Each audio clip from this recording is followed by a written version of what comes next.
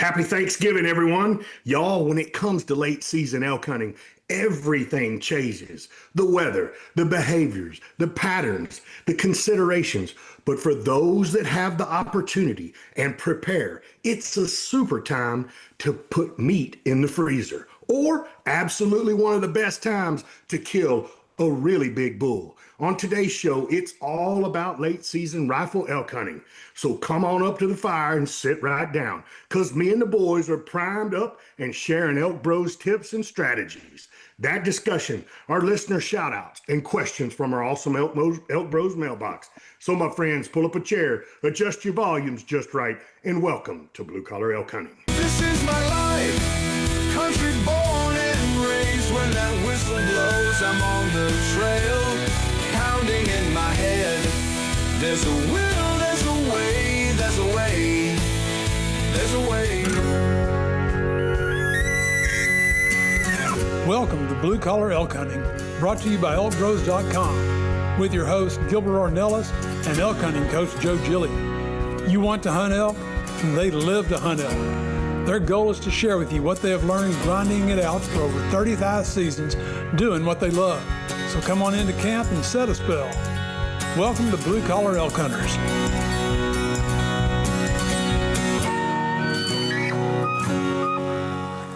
Hello there, everyone. If it's your first time with us, glad to have you. Hope you enjoy the show. And as always, for our blue collar hunters following our show and grinding it out with us every week, welcome back to Elk Camp. I'm Gilbert Ornelas, the host of your show, coming to you from Spring, Texas. And today we have the legend with us. That's right, Mr. R.C. Knox is in the house. We have the ninja, Mr. Leroy Chavez, in the house. And the man with the golden voice, the owner of the Western Contours podcast and owner of Western Fly Covers, Mr. Guy Duplanche's in the house. And WWJGD's got it teed up and ready to go. What you guys been up to, Joe? I don't know. For me, it's just getting ready for hunts, dog. It's like we go from one hunt, go to the next one. Right. It's kind of a crazy time of year for me when we're not doing that. It's like I'm right in front of this computer. It seems like, I don't know if you guys have this problem, but when does friggin' tax season ever end? Right? It's like January to January. I mean, it's like I'm getting ready for taxes, and then we're having to do taxes, and then we're preparing stuff. I'm like, dude, I never thought we were going to be doing this when we started this thing. Careful what you ask for. Be careful what you wish for, JoJo. For sure. But I've been living vicariously through Mr. Duplanche. Yes, sir. This guy's been rocking it. I mean, you got that beautiful buck.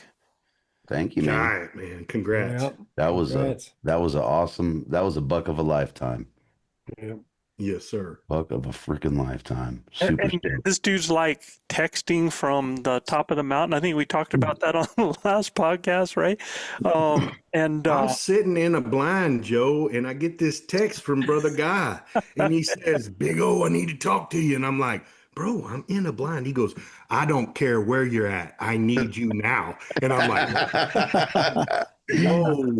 whoa. I'm like, something's really wrong. So I scattered the field in front of me, man. And I mean, scattered them all, because I get on the phone and I'm like, what's up, bro? And he goes, "Look at this." And he shines it over his shoulder, dude.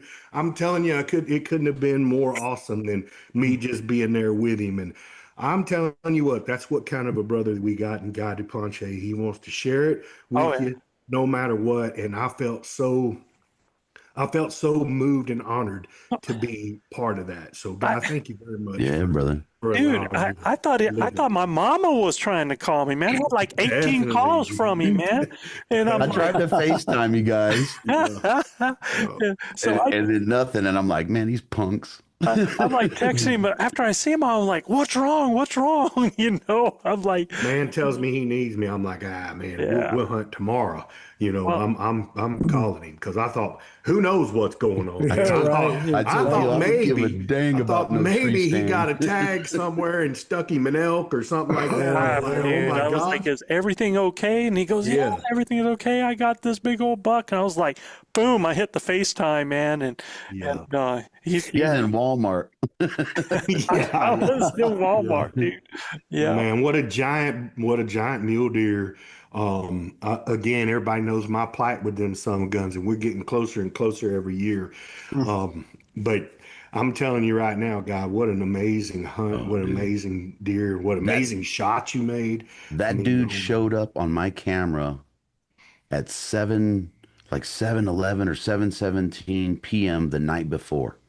And I was like, oh, I thought it was that 4 point, the young 4 point coming back in. I didn't pay much attention to it. And man, thank the Lord that I took out my 7 mag that morning. yeah, Had me a nice little conversation with him before I headed out. And gray light, man, you looking 300 yards away and you could see the tines in gray light. the You know you're silhouette. in for a flipping treat, buddy. Yeah, You know, hmm I've never even owned a camera, so it impresses me that, and I know whitetail guys do it a lot, because a lot of those deer are habitual. we own them now. Huh? We own a few now. Well, I've never used one. Well, and the people that I know that have had cameras, I can't tell you very many people that I know of that have killed a target animal that they seen on a, It wasn't a elk or target. deer. I It did wasn't a that bull target. The right good there. Lord said, the good Lord said, I took the little 4 point away from you. Well, And Yeah, and yeah, and because you yeah. prayed to me this morning, I'm gonna bless you with this monarch of the mountain, dude. I And I killed ain't that kidding that you. bull. I That bull right there was on camera. Carl Gamage had I him on ain't kidding camera. you. yeah, so I mean And that's impressive when that happens to me because even with muleys, I know now they'll come back to an area, but they do a rotation, man. It's like Mhm. they'll disappear out of an area for a while and yeah, they'll but it's the rut, dude. They get stupid. yeah. Yeah, Wherever them yeah. does are, and this is how I knew that I was gonna see what I thought was that younger buck, is because 3 or 4 hours earlier, the doe were on the camera. And as he's passing that camera, his nose is to the ground. Hmm. So he's hunting them doe down. Yeah. I had no That's idea what impressive. he was. When Yeah. I looked back at it, because he had that trident on his right side, when I Yeah. looked, I go, wait a minute. And I opened up that picture and I was like, oh, I got him on camera too. Like, Yeah. I look That's like I pretty know what I'm cool. doing. Uh, I know. Yeah. Now I know. Now it looks like I know what I'm doing. Yeah. And Hey, I hey, had know. just whitetail. Just gave I it all had away, just bro. moved that. I just moved that camera because I had it on the tree facing kind of across this small drainage on this ridge line because the cow would come through there all the time. And really my cameras aren't for scouting purposes, right? It's enjoyable. It's fun to just get the critters on camera is really why I have them. Yeah. So I moved that camera like 2 days before. And when I was setting the camera, I look up the trail and I got 4 doe coming at me. So I'm doing this and I'm booking down this doggone goat path. And that dude show up. That's Unbelievable, awesome. man. It was Well, awesome. that was okay. I mean, it was an okay buck and everything. Yeah, it was all right. But I mean, an I'd like to absolute talk hammer. about your wife's story. I saw you posted that today, Oh, man. dude. And first of all, for me, it's like the opportunity that you had to be up there in the hills and chasing elk with your wife. That's priceless, man. So Oh, dude. So, all right. I don't know how to explain this story. If I tear up, man, I'm so proud of my daggone wife right now. Um, she's been very, very supportive of this endeavor of mine for years. And we got her the buck tag. What was that, last year, or the year before? And she was very reluctant, right? She doesn't enjoy mule deer meat like I do. And but she loves to eat elk, man. And when I shot my buck, I said, look, that 4 is back. Let's go out. And she didn't want to go out, didn't want to go out, didn't want to go out. And then she goes at 3:45 on closer, right? This is what, 2 Sundays ago now? She goes, okay, let's go. What? So we grab her rifle, and I mean, we're booking up the ridge to try and find this 4.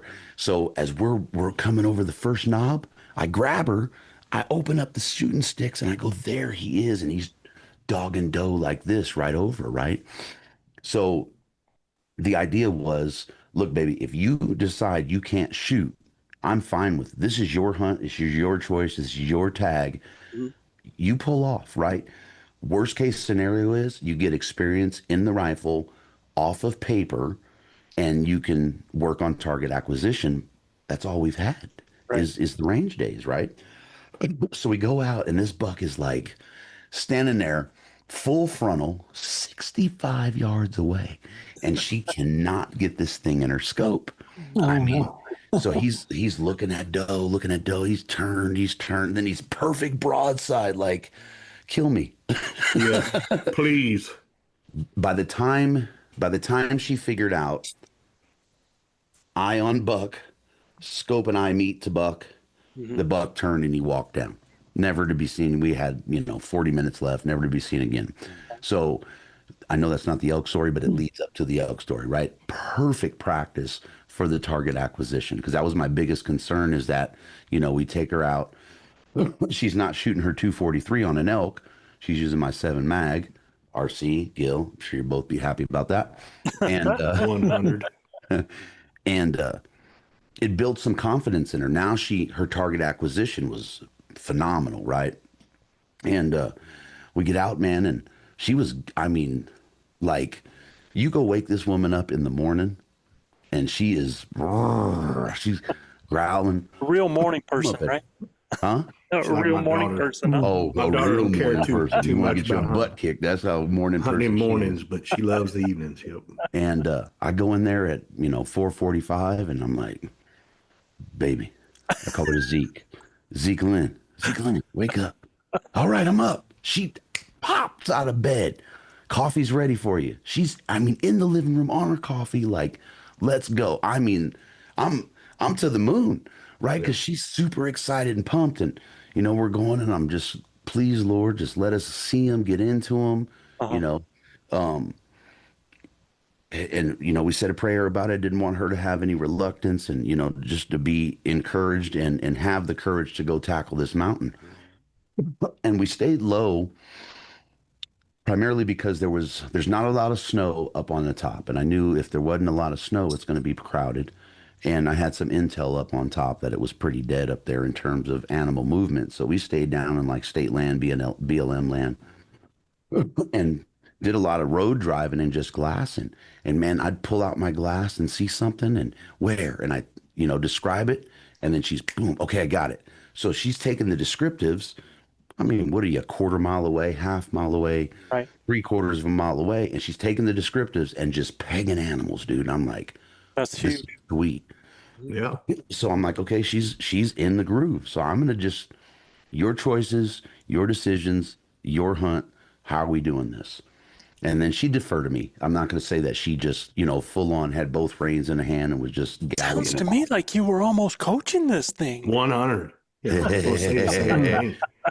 The coach guy it came is out. the best scenario that you can put someone in, period. Don't, Yeah. and that you can call it a shameless plug, right? I don't care. It's a shameless plug. I'm gonna say what Gil says. Joe don't want to sell nothing on here, but it's the best scenario, Yeah. right? You have to, if you want someone to be passionate about it and you want them to have the takeaway that you have about it, you have to give them the resource, but let them control the resource, right? Let them control how it plays out. There's nothing better than seeing a hunt a certain way and then following that path. And then if it comes to fruition, wow, right? And then if you're following that path and it's your path and your plan with a little bit of assistance, the value and the knowledge that you gain from that is just, man, it's invaluable. It's priceless. Very. So shameless plug for the ElkBros coaching. Check out the website, elkbrosadventures.com. Dates still available on the Chase Ranch in December. December go. 1 through 5, 7 through 11, and 13 through 17. There we go. So man, we go out and it was like, she didn't know what to expect in this low country. She's been in the high country with me, chasing bulls in September. But this is totally new for her. And we did a lot of road glassing, and we'd find something and we'd move in, check out the country, get close as we could. And a lot of cows, man. And you're talking high 60s, nothing up on top. And you can walk the first, call it 3/4 of a mile on a pretty gradual slope pretty fast. And we're hunting the hogbacks. And as soon as you hit the toe of the mountain, it's steep, deep, and nasty.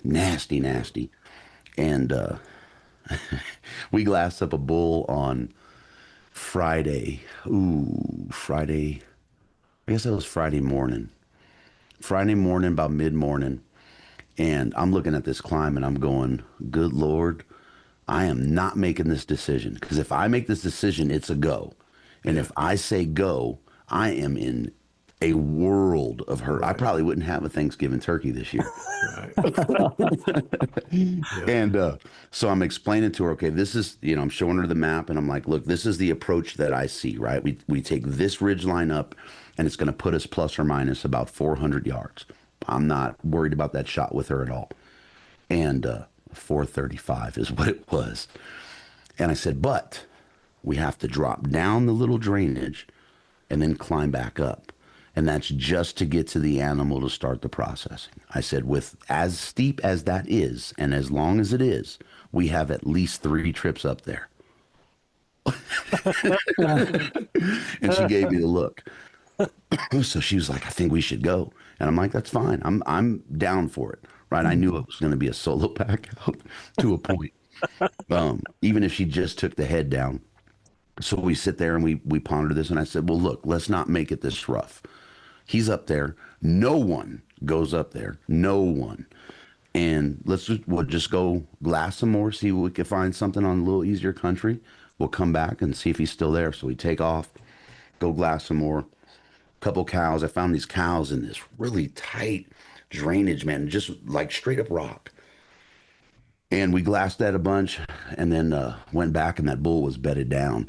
And that when I saw him bedded, I'm like, oh, we got to go on this bull. We got to go. And she's like, well, she looks at the time and she goes, we're not going to make it up and back before dark. And I'm like, oh, gosh. So she's right. we would have made it. We would have made it up and have been about processed.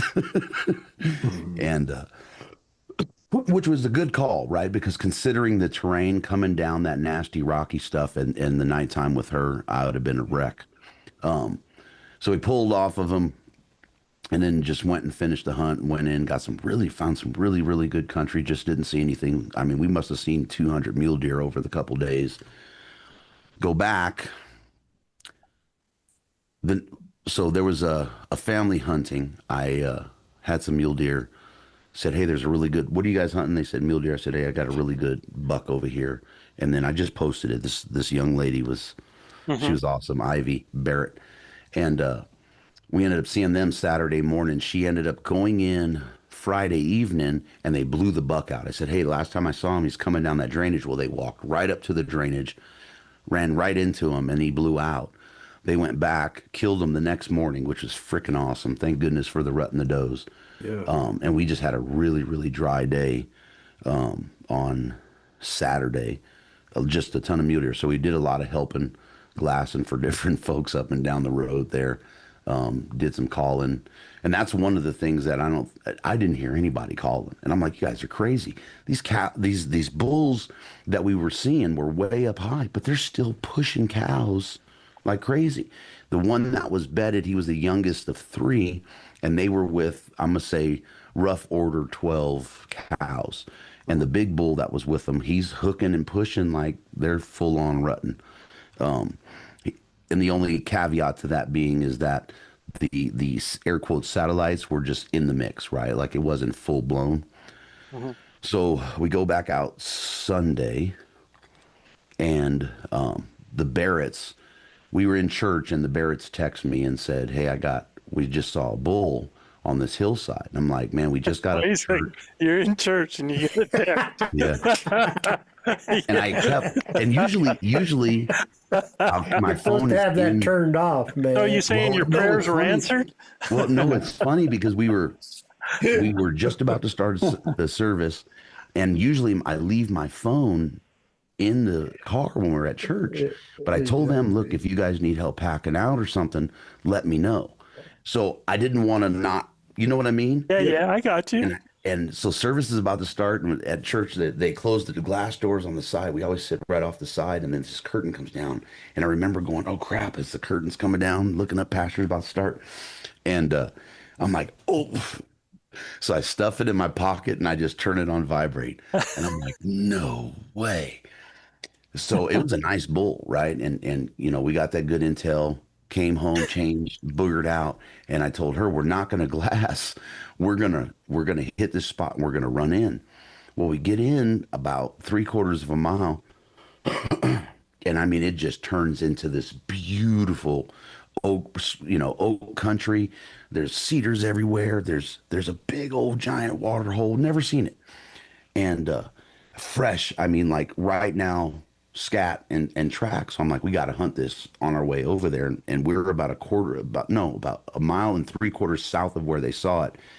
And what these elk will do is they'll come down the mountain and then they'll head down valley in that flat, sage flat country. So I said, well, it's been a couple of hours. We need to try and cut them off. Hopefully this will work. Didn't see nothing, man. We saw a cow and a calf on the location that Joe had sent us, but never saw the bull. And then got the bull in glass, I don't know, 45 minutes before shooting light was gone. But to watch someone who has just heard about it, to see how the excitement, and then to live through what everyone thinks elk hunting is, that expectation of seeing animal after animal and not be discouraged. And we all do. I know I do it. I'm probably the worst one out of the five of us for getting pissed and discouraged and everything else, and wanting to throw the towel in. But to watch her get out of her comfort zone, and I'd look back and she'd be 50, 60 yards behind me, and I'm moving with an urgency, and I'm like, whoa, reel it in. It's not yours, it's hers. And she's like, nope, I'm good. Go, I'll keep up. And she's booking it, man. She's carrying this giant 15-pound rifle, you know, on her shoulder. She has her pack loaded down with our snacks and water, because I would starve and be dehydrated if it wasn't for her.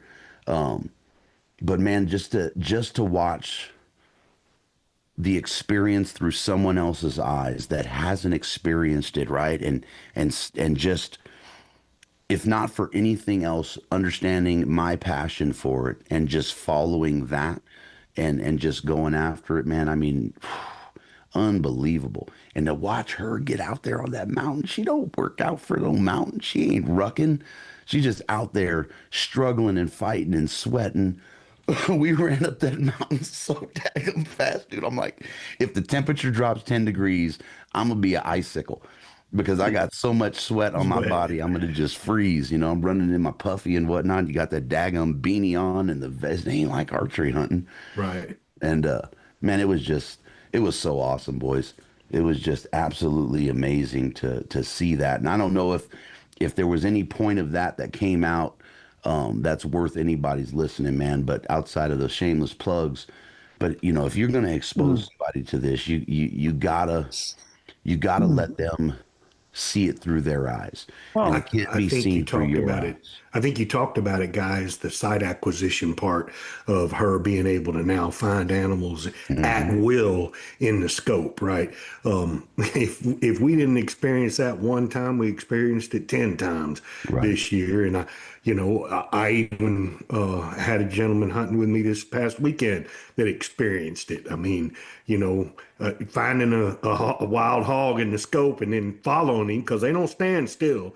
Right. And then following him around, try to get him shot in the head. Man, they don't. And they tried to get him shot in the head, because we don't like tracking them through all that brush and everything. And he's like, he just didn't give me an opportunity. And I'm like, yeah, man, I get it. You got to get, when they walk in there and present the opportunity, you got to take it. Well, and a a lot of it's site acquisition. Yeah. Right. A lot of it's just being in the scope. And that's what I was trying to explain to her, right? We used the buck situation, but now we're in this oak brush that's, 10 freaking feet tall in some areas, right? You can't see nothing. And you might have a shot window that's 3 feet. And that's, that was the best lesson from that buck. It's like, remember how fleeting that was. If a bull's walking across there, not only do you have a fleeting moment, if you can't shoot it there, now the anticipation of where he's going to go so you can place that shot. So to watch the wheels turn, and then for her to realize that hunting is hunting and not, killing, man, it was We ain't got flipping them tied up out there to a tree, man. They got wills, and again, I've said No, this that's, time. and I think I talked with you about this guy, and people have asked me, because we got the two different kinds of properties that we hunt on. One property is more mesa, pinon, juniper, and stuff like that. A lot of gaps and very visual in that property. And then you've got another property that's high mountain and stuff like that, shoot, the elk can be 100 yards away from you. You never see them, right? But what's so funny about that, and I was telling you about how um, the Chase property was better for their heart, man, for keeping them motivated, Mm-hmm. because it didn't matter, that the elk was a mile or three-quarters a mile away. Just seeing elk. It wasn't killing that was happening, but they were seeing the animal, and just seeing the animal kept them motivated. Where a lot of times when you're hunting in the thick, and you're hunting in big timber, them animals are around you, but just because you're not seeing them, it's like they're not there. And you start going, there's no elk in the country, right? So one's better for your motivation. It just like has a carrot effect to it. And I think that's what's real critical. Like when you said, this is hunting, this is not killing.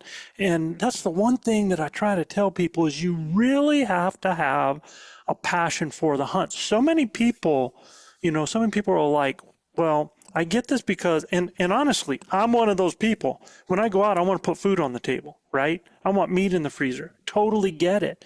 But it's like when they get out there, it's like, well, if I haven't done it in the first half hour, if I haven't done it in the first half a day, if I haven't, if I don't have elk running around where it's almost like a shooting gallery, I got a problem here.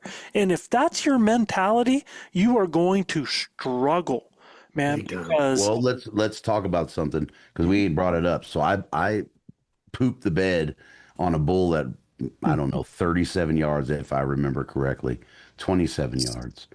And reflecting on that and the frustration, you lose sight of why you can lose sight, right? Of why you're out there or what keeps you going back to it, right? And I think that I did it, right? I was so dead set on doing the end thing that I was losing sight of everything that I appreciated about it to that moment. yeah, Right? people create a monkey on their back, right? Yeah, you told me that. We both did. We both said you put that thing square in the middle of it, and it ain't there. It's just you perceive it to be. Yeah. Right. Right. And you can really lose sight of it all, right? Steal your joy real quick, brother. Oh, dude. Like, reflecting back on it, even going into season, right? Like I was just like, how is it gonna be? How not thinking I'm going down to the Martinez. This is epic freaking, country epic ranch. It has some history with the bros, with my bros. That wasn't part of the process. And it took a stare down, right? And just, not following my process to fall down and go, what in the actual happened there for me to come reel myself back in. And I don't know what made Joe, you said something that made me bring that up. But yeah, if you're not out there and man, you ain't keeping that passion, it'll lose real fast. You get stuck on The passion beat up, for the man. hunt You get beat part up. of it, right? You gotta, and it's kind of like I try to tell people is, look, when you play volleyball, if you're a hitter, you're going to get blocked, right? It's going to happen. If you play basketball and you go inside and you go for a shot, you're going to get blocked, or the ball's going to get stolen, or you're going to miss a shot. Well, that's the game, man. That is part of the game, and that's what makes the game exciting. But it's not like it's not all about the block. It's not all about the miss. It's not all about the steal. It's about the game. You just keep playing the game, right? And you got to tell yourself, like, that's happened, that's past, move forward, right? Short memory. Yeah, you got to Big have a time short memory, man. Short And memory. But it's, it's and it's hard, hard to, when you're in it's the middle hard of too it. when you forget you play in the game. No, hey, Right. and it's what we had to allow you to go through.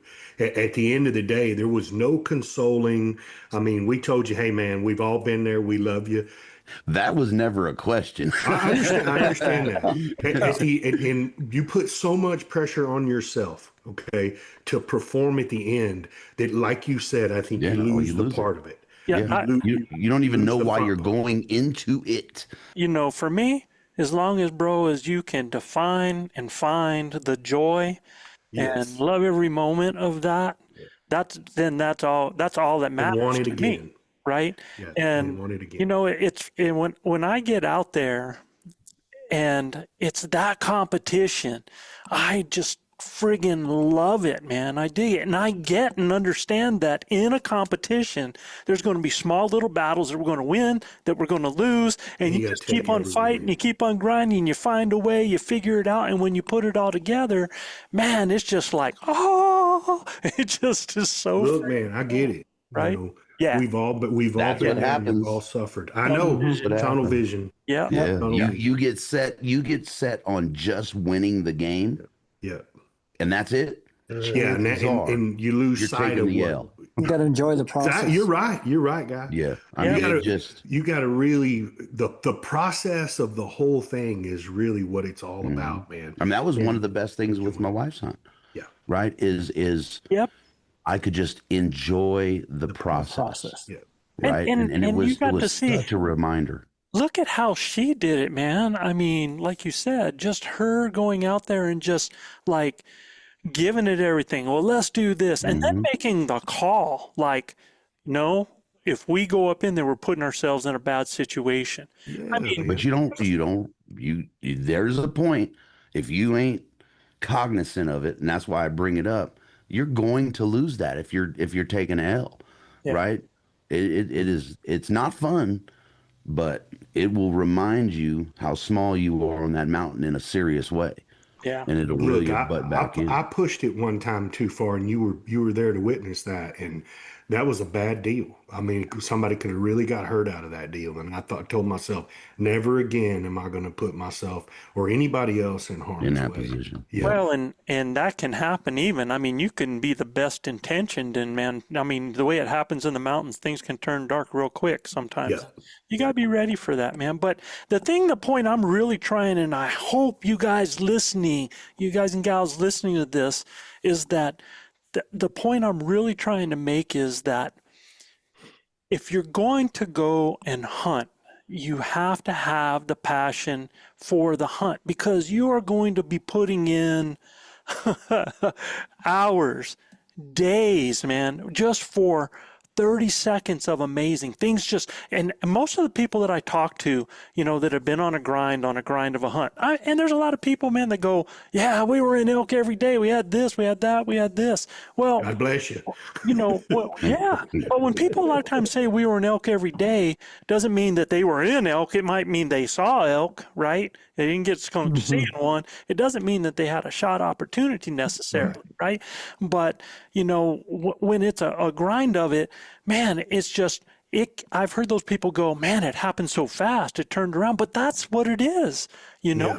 That's why you are hunting, and you got to realize, and it's, I see people that they plan like this. They were like, okay, I'm on a hunt. So if I get it on day 2, I got enough time to be able to get it processed, get it to the processor, da-da-da-da-da-da. They're already like putting an end point to their hunt where they're actually going to be happy with what happens so that they have enough time to do this other stuff. And I'm like, you got 5 days to hunt, hunt. You're even thinking about that. Yeah. No, You're just not even thinking about it.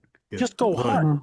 You're thinking about, is he going to be able to freeze that meat and everything if I get it in there at this time? And that is the thought through the entire hunt. Yeah. Like you are missing just about everything. Yep. Yep. Be ready 100. for the success. Be ready for it. Be prepared for success. You have to be. And yet I've seen people that are like the opposite too. They're going to go and do the hunt because they're not expecting to kill anything, man. And they're not ready for success. I've had guys that have killed stuff and didn't have a knife on them. You know what I mean? So they had a totally different mentality. It's like they already had a self-defeatist mentality, right? So, it really is about focus. Any successful competition is about focus. And so many times those competitions are won in the last seconds of the competition. And in your preparation months in advance. 100%, man. But you got to prepare yourself to go all the way through on that competition. You got to be able to stay focused throughout and believe that you can get it done. How many times, Joe, we've been on the mountain and we 0 and 0, 0, 0, 0. One more ridge. We got 35 minutes of light left. Push one more ridge over and boom, here it is. Blows up in our face. Happened to me the last evening of our hunt this year on the Martinez. Last evening, we find them bulls and I sneak in there on them and we put a shiv in them. But again, it took us 7 days to do that, man. Yeah. And we got close a So many bunch, times. man. But Well, there were a lot of close. times there was a lot of patience, right? Yeah. Yes. Yeah. You can always expect the unexpected. That's right. Chad. A lot of people have Well a said. shot the first hour, and whether they take it or not, it's up to them. And that may be the only elk they see. And that's a huge mistake. You've seen that hunt, Yeah. Joe, I saw right? it twice this year. yeah. Because they see one on the first day and they're like, they define that as in their head, this is going to be easy. All kinds of elk everywhere. Yeah, there's going to be elk everywhere. Yeah. Yeah. Yeah. Yeah. Well, and I think the best example is on one of our coached hunts, we are doing training in camp and we have a bull walking by screaming with cows 150 yards away, watching a bull scream as we're doing the training in camp. And the guys are like, oh, tomorrow. Oh, tomorrow. Joe's Right? like, man, tomorrow's so far away. And they went in that area the next day and it was crickets, man. Because and that's a message I've always tried to tell people is, sometimes when you see elk in an area, elk like to frequent those areas. Those are what we call elky areas, right? And they're going to be there, but they're not going to be there all the time. It's kind of a rotation sometimes, right? So what happened there is that's where they were. That's not where they are right now. They might be there again, but What did it take? 3 days after that? actually, so it was the evening of the next day. They went one full day with nothing in the area, and the evening of the next day they were coming back. Okay. So yeah. When I left that evening, and we were going down that property that borders us, going out the highway there. Man, there had to be 200 head, and there was a Coming giant around. Yep. And I'm like, oh, I hope they move right into there. Yep. And they did. They did. They ended up coming in. They're making that road. As long, people don't get it with the rut. You got those satellite bulls, man, that are just harassing that bull, and so he's hooking and pushing, and it just keeps them active the whole time. So let's do this, man, so we can get into this other stuff. We've got an ElkBros mailbox coming up. So, Guy, open that up for us, brother. Didn't we just see this gentleman's name? Why do I remember this name? Stetler. James Stetler. Wasn't he? He was not that long ago. I remember this name. Anyway, James Stetler out of Illinois. Hello, bros. So glad to hear a new podcast. I've missed my Tuesday fix.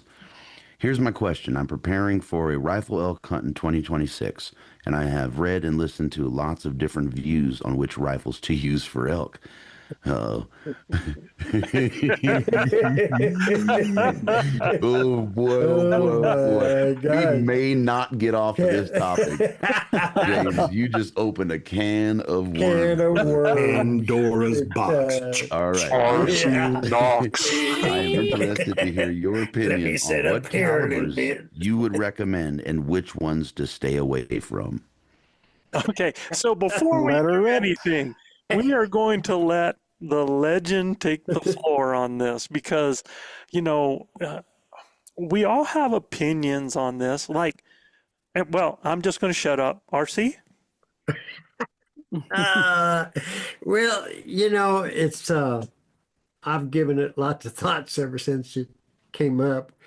Um, there's several different ways to look at it. It's like if you were going to go hunt an elephant, wouldn't you listen to somebody that told you that you needed an elephant gun, which is, you know, 460 nitro or something like that. exactly, or Yeah. 338 Whatever that is. above. Yeah. Yeah, exactly, a big gun.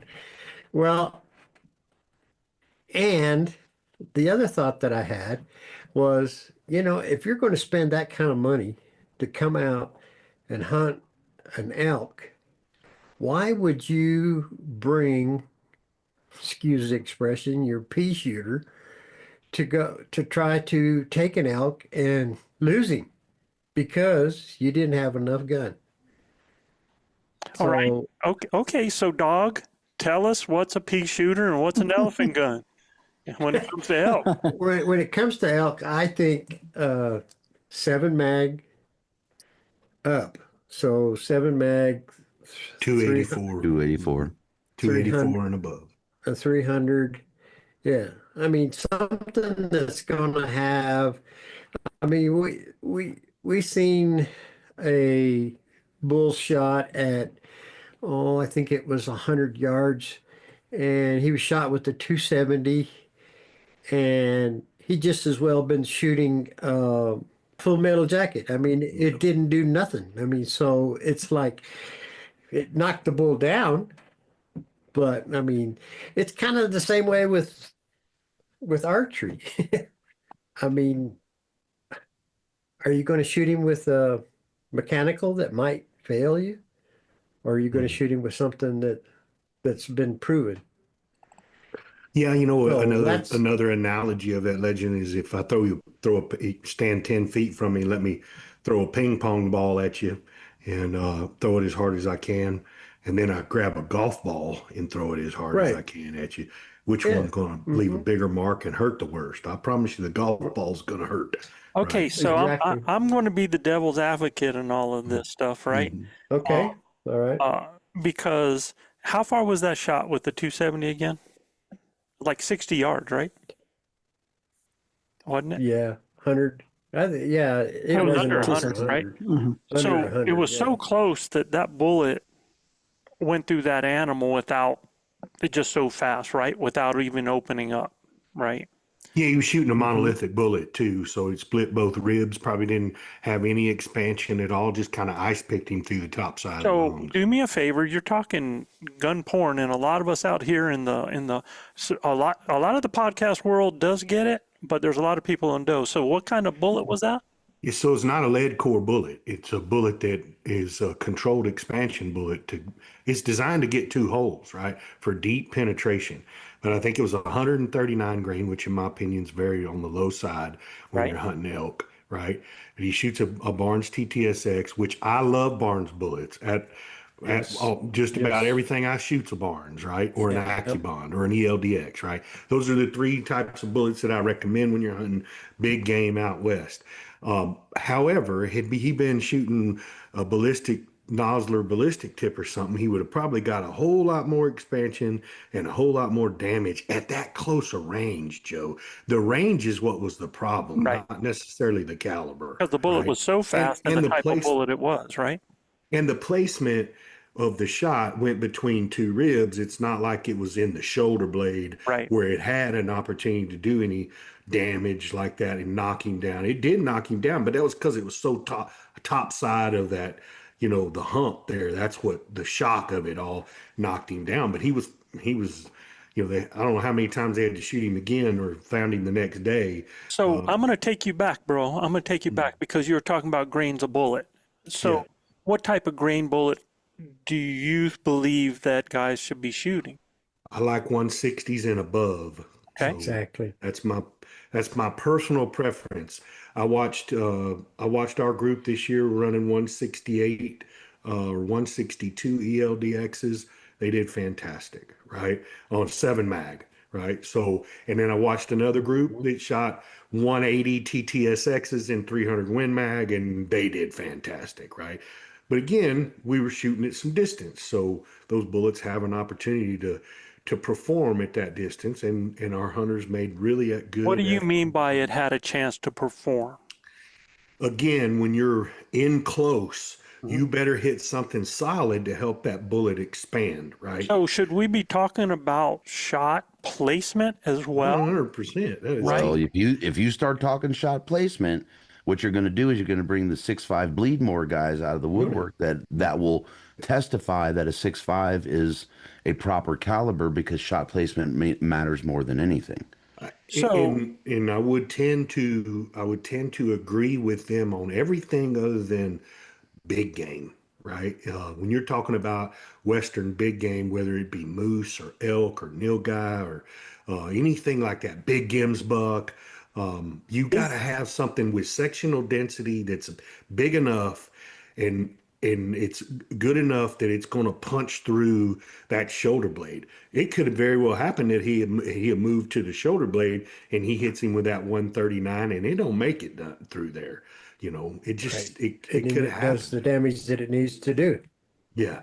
I doubt that I- at 60 yards, but surely at 300 yards, when 400 yards, when you're looking at the 270 as an elk performer, I would think you would want it 400 and in, and Agreed. maybe even less than that, right? Your 30-06 guys that can carry that weight out past 400 Mhm. yards because they can load it out to a 180, Joe. But you can't do that with the smaller calibers. I think the 6.5 Bleedmore guys they're maxed out at 143, right? let's show some respect to the Creedmoor fellow. No, and look, man, But I know a bunch of guys that shoot them, and they it's kill a lot of animals, but it's with the right bullet. Because I've done my fair share of chasing animals with the Bleedmore, and it's because they weren't shooting the right bullet. so I've heard 6.5 used as well with another type of PRC, With proven PRC. research cartridge. the It's different. 6.5 PRC, right? Different, a lot more sectional density on the bullet. It's a lot higher projectile that sits up off the neck of the round. The BC is a little better for the PRC. You can load some heavier bullets in it as well. So, So it's talking not the about a different animal. 6.5, it's the 6.5 Creedmoor versus the PRC, correct? Yeah, and daylight and dark, if you ask me. Okay, I don't know so what guy Well, may have a different opinion on that. I, the reason I watched a 6.5 hit a bull at 100 yards this year, knocked him on his butt, and the bull tried to get up 2 or 3 different times. He ended up shooting, I think it was 6 times, put a bullet in the bull every time, and finally at the end had to walk up and put one finish. in the bull's neck. Yeah. Because he was shooting a 6.5. And the very first shot, guess 6.5 where it what? was? Was it the 6.5 PRC? Creedmoor. Creedmoor. Bleedmore. And it was, he shot him right in the shoulder. Because I always hear people, and again, the reason I'm jumping back on this is because, again, we're trying to educate. And if a lot of guys are looking for what they're doing and they're not sure, you hear 6.5 and you associate 6.5 with every weapon because if you don't understand the arms and the firearms, like a lot of you guys do, it throws them all into the same mix, right? Do you follow me? So, And I got a call today from our brother that hunts with our son Joe, Larry Gill, and he asked me he wanted to book a nilgai hunt in South Texas, and I'm like, Larry, we book nilgai hunts in May. We're a little late, buddy. I said, but I can get you on the books for the following year, maybe this year. I don't know. I said, he goes, well, can I come and bring my 6.5 PRC? And I went, are you shooting a bull or a cow? He said, well, I don't know. I'd like to have the opportunity to do either one. I said, well, if you're shooting a cow, they're about half the size of a bull. I said, so you're probably okay. But if you're going to step up to a 750-pound bull, I wouldn't.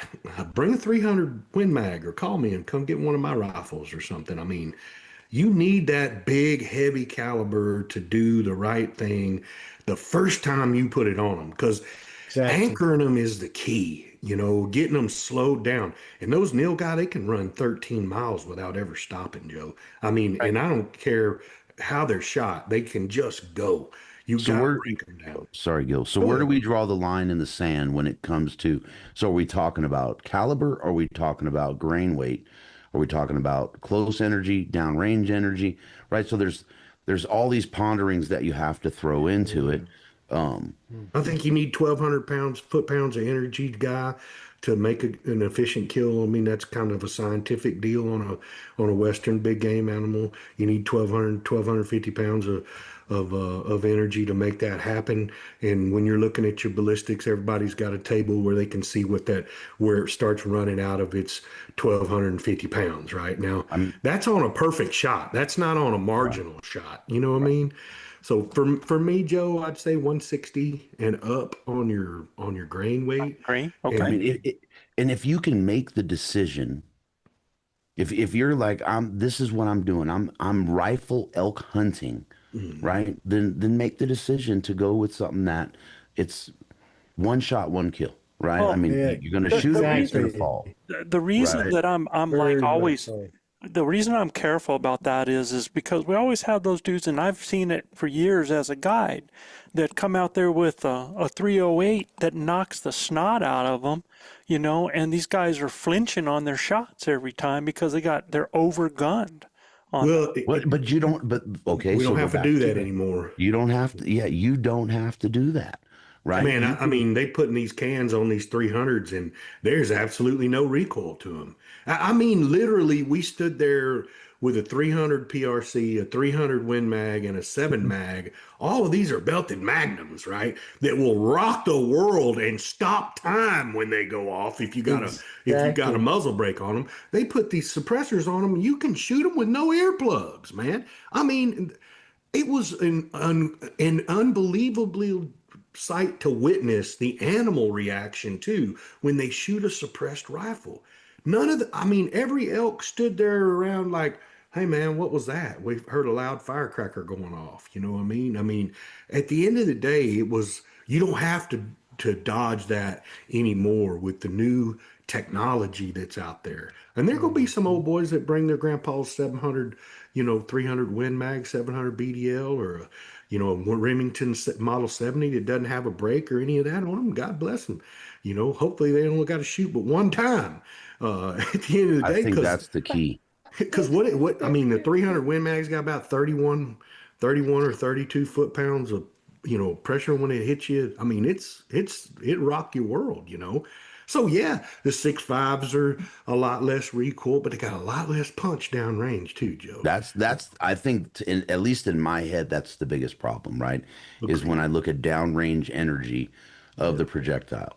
Yep. I don't want a marginal shot at 50 yards, let alone a marginal shot and 450. not enough energy downrange. Right. My elk rifle is a 212 grain 300 PRC. Like I want to shoot it Hammer. at Hammer. 50 yards and know it's down. I want to shoot it at 600 yards and know it's down. Are you running an AccuBond or a Burger? No, I'm running the ELDX on it. Yeah, there you go. Beautiful round. Yeah. I mean, So for me, Joe, it's 7 millimeter and above. I would caution to say that because the 30-06 needs to be in that realm, especially 400 and in. I mean, it's a hammer of a rifle. Man, well, the I 30-06, that was the elk gun for how long, run it right? for a long time. Yeah. Okay, You but just gotta know your limitations with it. Right. I think that's where everybody's missing the key. It's the distance. Okay, so when you're an instinctive shooter, such as myself, a recurve, my yardage is 20 and in. Okay, so when you're shooting a compound, 20 is nothing. You 60, 80 yards, right? So that's what I'm talking about. Is if you're going to come out and you're going to hunt and you want we're going to go bow hunting with a 270, basically. Mhm. Well, you're laughing. Well, we got to know. Finish your We got to know thought. what our yardage. So when you look at that round and you look at the muzzle energy on the ballistics, you want to see where it breaks over from that 1,500 to 1,250 energy foot-pound mark, and wherever that yardage is, that's where you need to cut it off. And that's on a perfectly placed shot. That's not a marginal shot, right? Right. If you can stay in that Exactly. 15 to 1,700 pound range, even a marginal shot, you're going to do really well, right? So for me, preferred elk hunting rifle is either my 7 mag or my 300 rum. And that 300 Remington Ultra Mag with 200 grain Barnes TTSXs, bad medicine on big critters. I mean, big hogs can't take it, and big nilgai can't take it. I built my daughter a 300 Win Mag just so we could go nilgai hunting, and she shot her first cow nilgai with it at 286 yards off of sticks and anchored her in her tracks. And I have chased them boogers down with everything that you could shoot them with that wasn't a 300. And I mean, yeah, she put it in the boiler room, but dude, you have to on them critters, man. They have a will to live that's incredible. And elk in this time of year, November, that like Guy said, they still got that testosterone coursing through their veins. When you put one in them, they can tote it, brother. They can tote it like a man. I mean, I watched one of our clients shoot a bull 4 times at 500 yards, and he took it like he shook it like a bad case of the fleas on the So- second and third one. You know, With that said, what bullet and caliber was he shooting? he was shooting a 7mm mag, 162 grain ELDXs, and look, the first one sold him up, man. I mean, boom, right in the shoulder, and that really locked him down. And that's what you want. Right. You know, you either want to pound them and knock them down, or you want to slow them down where they're like, oh, what was that, right? And that gave him an opportunity to get You another want one. to you want to break that animal down so that he's not traveling on you in that way. See, I don't want all them holes in my animal. And I'm wasting meat every single extra round that I got to throw in him. Well, we were up against the Bloodshot. barrier too. We were up against the barrier, brother. I really didn't want him going across that barrier, so we just kept feeding him until he fell over. Yeah. You know, but 4 rounds, all 4 in the pocket. The 4th one anchored him, but again, that bull's with cows, and you know he was testosteroned up. They got a will to live that's so big, man. well, Guy, and the other reason is the distance involved in that, you know, by the time you get from where you shot to where they are, a lot of things change the topography, and there's, you know, I would much rather see that animal go down than have to go look for that animal and 212 grains, buddy. Yeah, Right, I agree. I agree. You know I what I think mean? 160's on that bottom side of it, brother. It's Oh, on the yeah, wind 160 is side. on the bottom side. Yeah. Yeah, I'd like to when see I'm looking at 180s an or elk better. rifle, Yeah, I'm I 180 up. agree.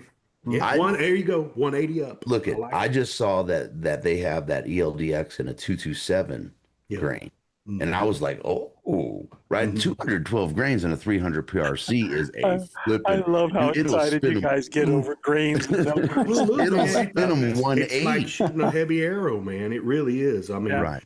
it's And let's put the gonna find the differentiator breakup. there, right? Because that's going to come up. Hey guys, we're shooting them with arrows.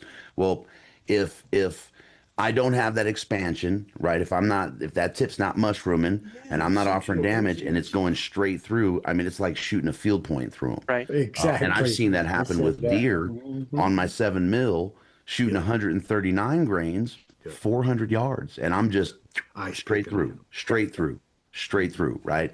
Not a lot of bone density to help expand that. 4 shots to put down a mule deer with 139 grain 7mm. And again, I don't like to shoot the shoulder because I don't want to bloodshot all that good meat. But I'm missing this deer. How in the world? I'm looking at my freaking dope chart. I'm looking at my turret, and I'm dialing. I'm like, I'm good. He's We get up to him. He finally drops. We get up to him, and he has 3 holes went straight through him. The 4 shots what dropped him fully. You know, it's something else, man. It's When I interesting. hunt whitetail with my 7 mag, which I don't know, I haven't done in many, many years. I have hunted a little bit with my 30-06. I dropped down to a 165 grain bullet on my 30-06, and I'll go to a 140 on my 7 mag, but I'll go to a Nosler ballistic tip. And brother, when you hit them with that, ooh, it erupts inside of them, man. You're not going to get many pass throughs unless they're close, but I promise you, you can throw a coffee can on them inside. I mean, that's how big around the damage Again, is. that goes to what I was saying, Yep. right? As high a grain weight as you can stand, Yep. right? And then that's just going to offer you a wider range. And if you spend time and you're working on proficiency with your weapon, Yep. right? Then that propensity to want to flinch, like Joe was talking about, or that Goes reluctance, right? Of the perception of the recoil and the boom, and working against your brain, and that it's just like we talk about in archery, right? Shoot, shoot, shoot, shoot, shoot, and yeah, it gets it can get spendy, but on the other side of spendy, watching that animal run off, Yeah, not especially after not what you pay recover for a it, hunt, right? yeah, right. It just doesn't make sense in my head. So going back to what RC said, dude, don't come with a pea shooter. Bring something that's got 180 grains or better. 300 Win Mag I think it's one of the most ideal cartridges ever made for elk hunting and big game in North America. I think the 300 Win Mag. I think if you were to have three rifles to hunt with for the rest of your life, you could run a 30-06, a 300 Win Mag, and maybe something in that in that 7 new mag. 7 PRC or 7 mag, right? I mean, I think if you were to run those three calibers, you could hunt anything in North America and feel good about it. I mean, even if you want to say one caliber, right? If you look at the 7 mag, if you want to spend, if 100. you take the time, Yep. and that's what I do with my 7 mag. It'll fluctuate between deer and now, the wife's elk rifle, and it's just a matter of a little range time, keeping my dope chart, understanding where I'm turning my turrets, and it's just back and forth to, the range, changing the grain weight for the I efficiency on listened the to animal. something this weekend, guy, between the 7 mag and the 7 PRC. 7 mag still wins.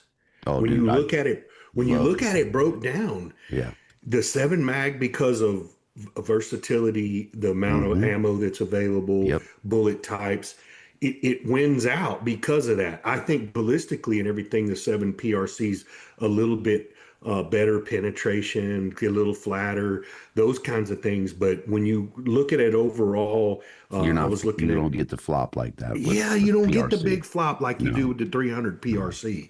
So for me, I'm gonna stick to my 7 mag and my 300 rum, and I'm gonna hunt anything in North America with it, and I'm gonna shoot 162 grain bullets or higher. James, see what you started, James. Yeah, man. All right.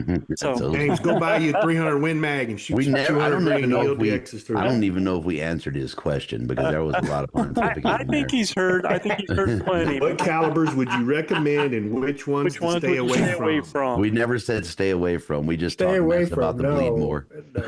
RC said stay away from the 6.5s, man. Yeah. I would say if we're answering that seriously, I would say 6.5 is off my list, 270 is off my list, 243 is absolutely off my list. Off my list. Yeah. And I generally agree with Gil, but depending on how you're hunting, where you're hunting, 30-06, 300 PRC, and then that 7 Rem Mag. Yeah. Or So 300 Win. guys, send your hate mail to Guy at Western. Yeah, Guy and I both got broad shoulders That's and lots I'm of ass. happy. I'm Some happy of to it have all. the discussion, and I'm happy to go have some range time. No, I think this was time well spent right there. So let's move on so we can get to this next part of it here, because we got some other stuff in main content, and we got some people that we're finally going to give some shout outs to. Gil? Sounds good. Guys, you know what time it is. It's time for the ElkBros shout out. No. If you're new Shout to out. our show, Shout out. this is a shout out to our No. followers in a few cities with the most listeners, topping our charts this week, Joe. Yeah, so before you start with number one, dudes, man, I was looking at this and it just amazes me when I see this. And so with this, I think we're coming out after Thanksgiving, but man, I think one thing that we want to make sure that we let you guys know is how thankful we feel, how blessed we feel. And And I appreciate all the emails and all of the stuff about when's the next show. I appreciate your patience. I really think because of what we've been doing, we're going to have some great stuff for you. And this is evident right here. You're starting to hear part of it right here. We're actually taking off into some of the rest of the realm. You're going to be able to put a lot of things together. But I want to make sure I couldn't believe this, man. I always look at our chart when we're doing top listening cities. And when I start seeing places from these countries, man, our northern brothers and sisters in Canada are always rocking it, right? We got so many listeners. Thank you, thank you, thank you. But when you start, seeing in these other ones, special thanks to our listeners in Bavaria, Germany, Brittany, France, St. George, Grenada, Sicily, Italy, Central Region, Malawi. You guys know where Malawi is, man? Yep. Gil drove through there and Gilbert's fished 3 been there. lakes. Been there? I went fishing there one time, Joe. It was really fun, man. And had a hot dog there, I think. Buffalo We ate corn dogs in Malawi.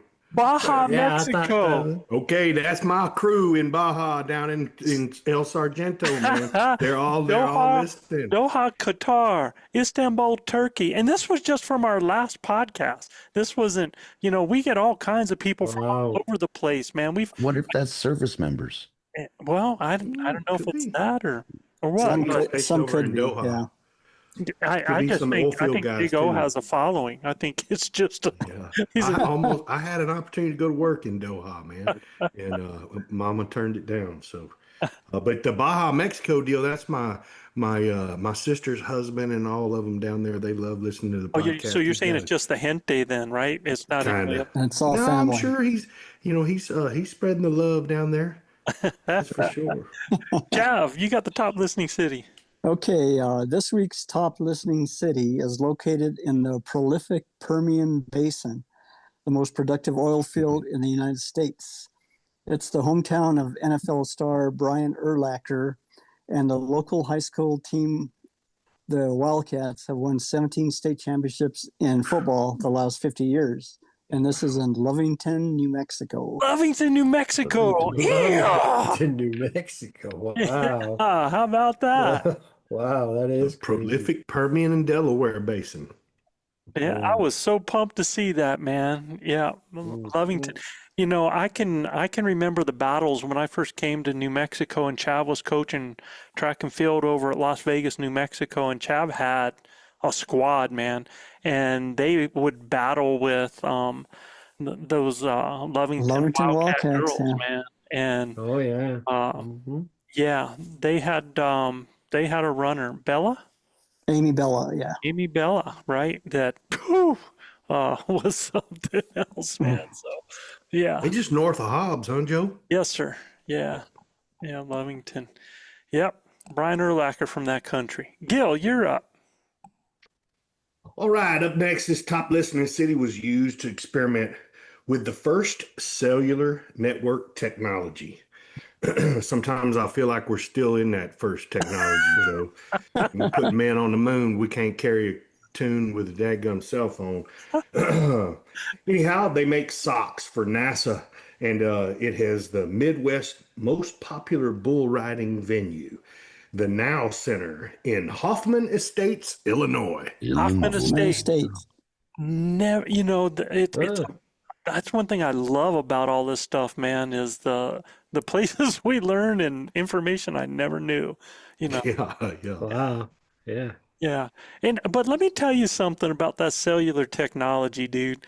I was so amazed because my youngest daughter, was doing a little mission over in Egypt, and she went to the pyramids and the Sphinx, right, while she was there. And dude, she FaceTimed me from the Sphinx, from the pyramids. The city's right there, brother. It's Huh? right in town. You ain't It's out right there. there. That I ain't can't out in the FaceTime desert. somebody at Cold Beer just over the hill here. Yeah, no doubt. But that's You know- people think that that's odd. It's right in town. it's The literally pyramids, right the there. Sphinx is right there. I was like, you gotta be freaking kidding me, man. But in my mind, I mean, there's the Mummy, there's all these movies, it's like Dunes. these Like the middle of the pyramids. desert. Yeah, these are like out in 40 the days middle and of the 40 nights desert. traveling. I could have sworn my daughter went out there on like a 5-day horse Camel ride. trip. And, Camel trip. They Camel, don't have buddy. horses their over there, camel Joe. trip, yeah. Yeah. That blew my mind. But especially, when she's doing that. Like I said, I can't get you a cold beer like 10 miles down the road, bro, on Right. FaceTime. Facts. Facts. You can't get no cell signal in cold beer. NASA, you need to check out Wuru Wool for the socks. Yeah, exactly. Yeah. You're missing awesome. it there. That Awesome. socks, man. All right, I'll take the next one here, man. From open skies and plains to nearby hills and rivers, this top listening city offers a flavor of Wyoming's diverse geography and easy access to incredible outdoor activities and adventures. It's also home to the annual, I love this, Snowblower Showdown, where locals unofficially compete with each other and the neighboring Casper residents on who can dig out the fastest after big snowstorms. That's when man, that there's not a whole lot to do, and you find a way to make your own fun, right? And this is in Mills, Wyoming. Mills, Wyoming. What part of Wyoming is that in, Joe? Gil, if you haven't been there, I don't believe I've been to Mills. Doesn't exist. Been to Casper, been to some other places, but I have. It's a 40-day camel ride to nowhere. from Hobbs, New Mexico. They got a sphincter right. I mean, a sphinx right out of town. He slipped that one. He slipped that one in. He did. Gotcha. Good on you, Mills. Sorry, man. All right, I think Good I'm up on you, next. Mills. Yeah. All right, guy. All right, folks in this top listening city will warn you about the bar. I read it already. That's pretty funny. Barnes Park Duck Gang. These ducks here act like they own the place, and honestly, they kind of do. They'll stare you down for your picnic.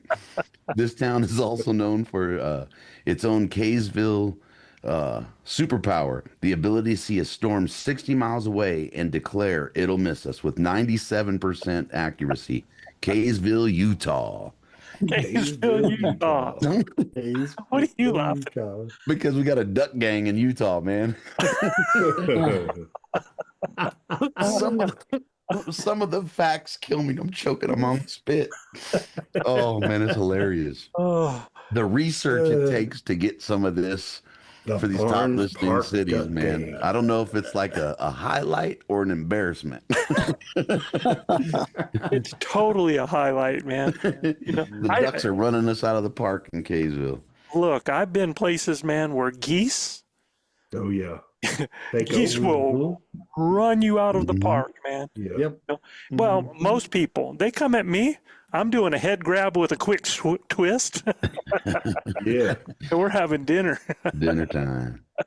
Oh, Oh man, I couldn't get that one out reading that before I said it. The duck gang thing kills me. So now I'm gonna be looking at that one later. So my head is facing down. Guy, what's up next? Main content. There we go. There we go.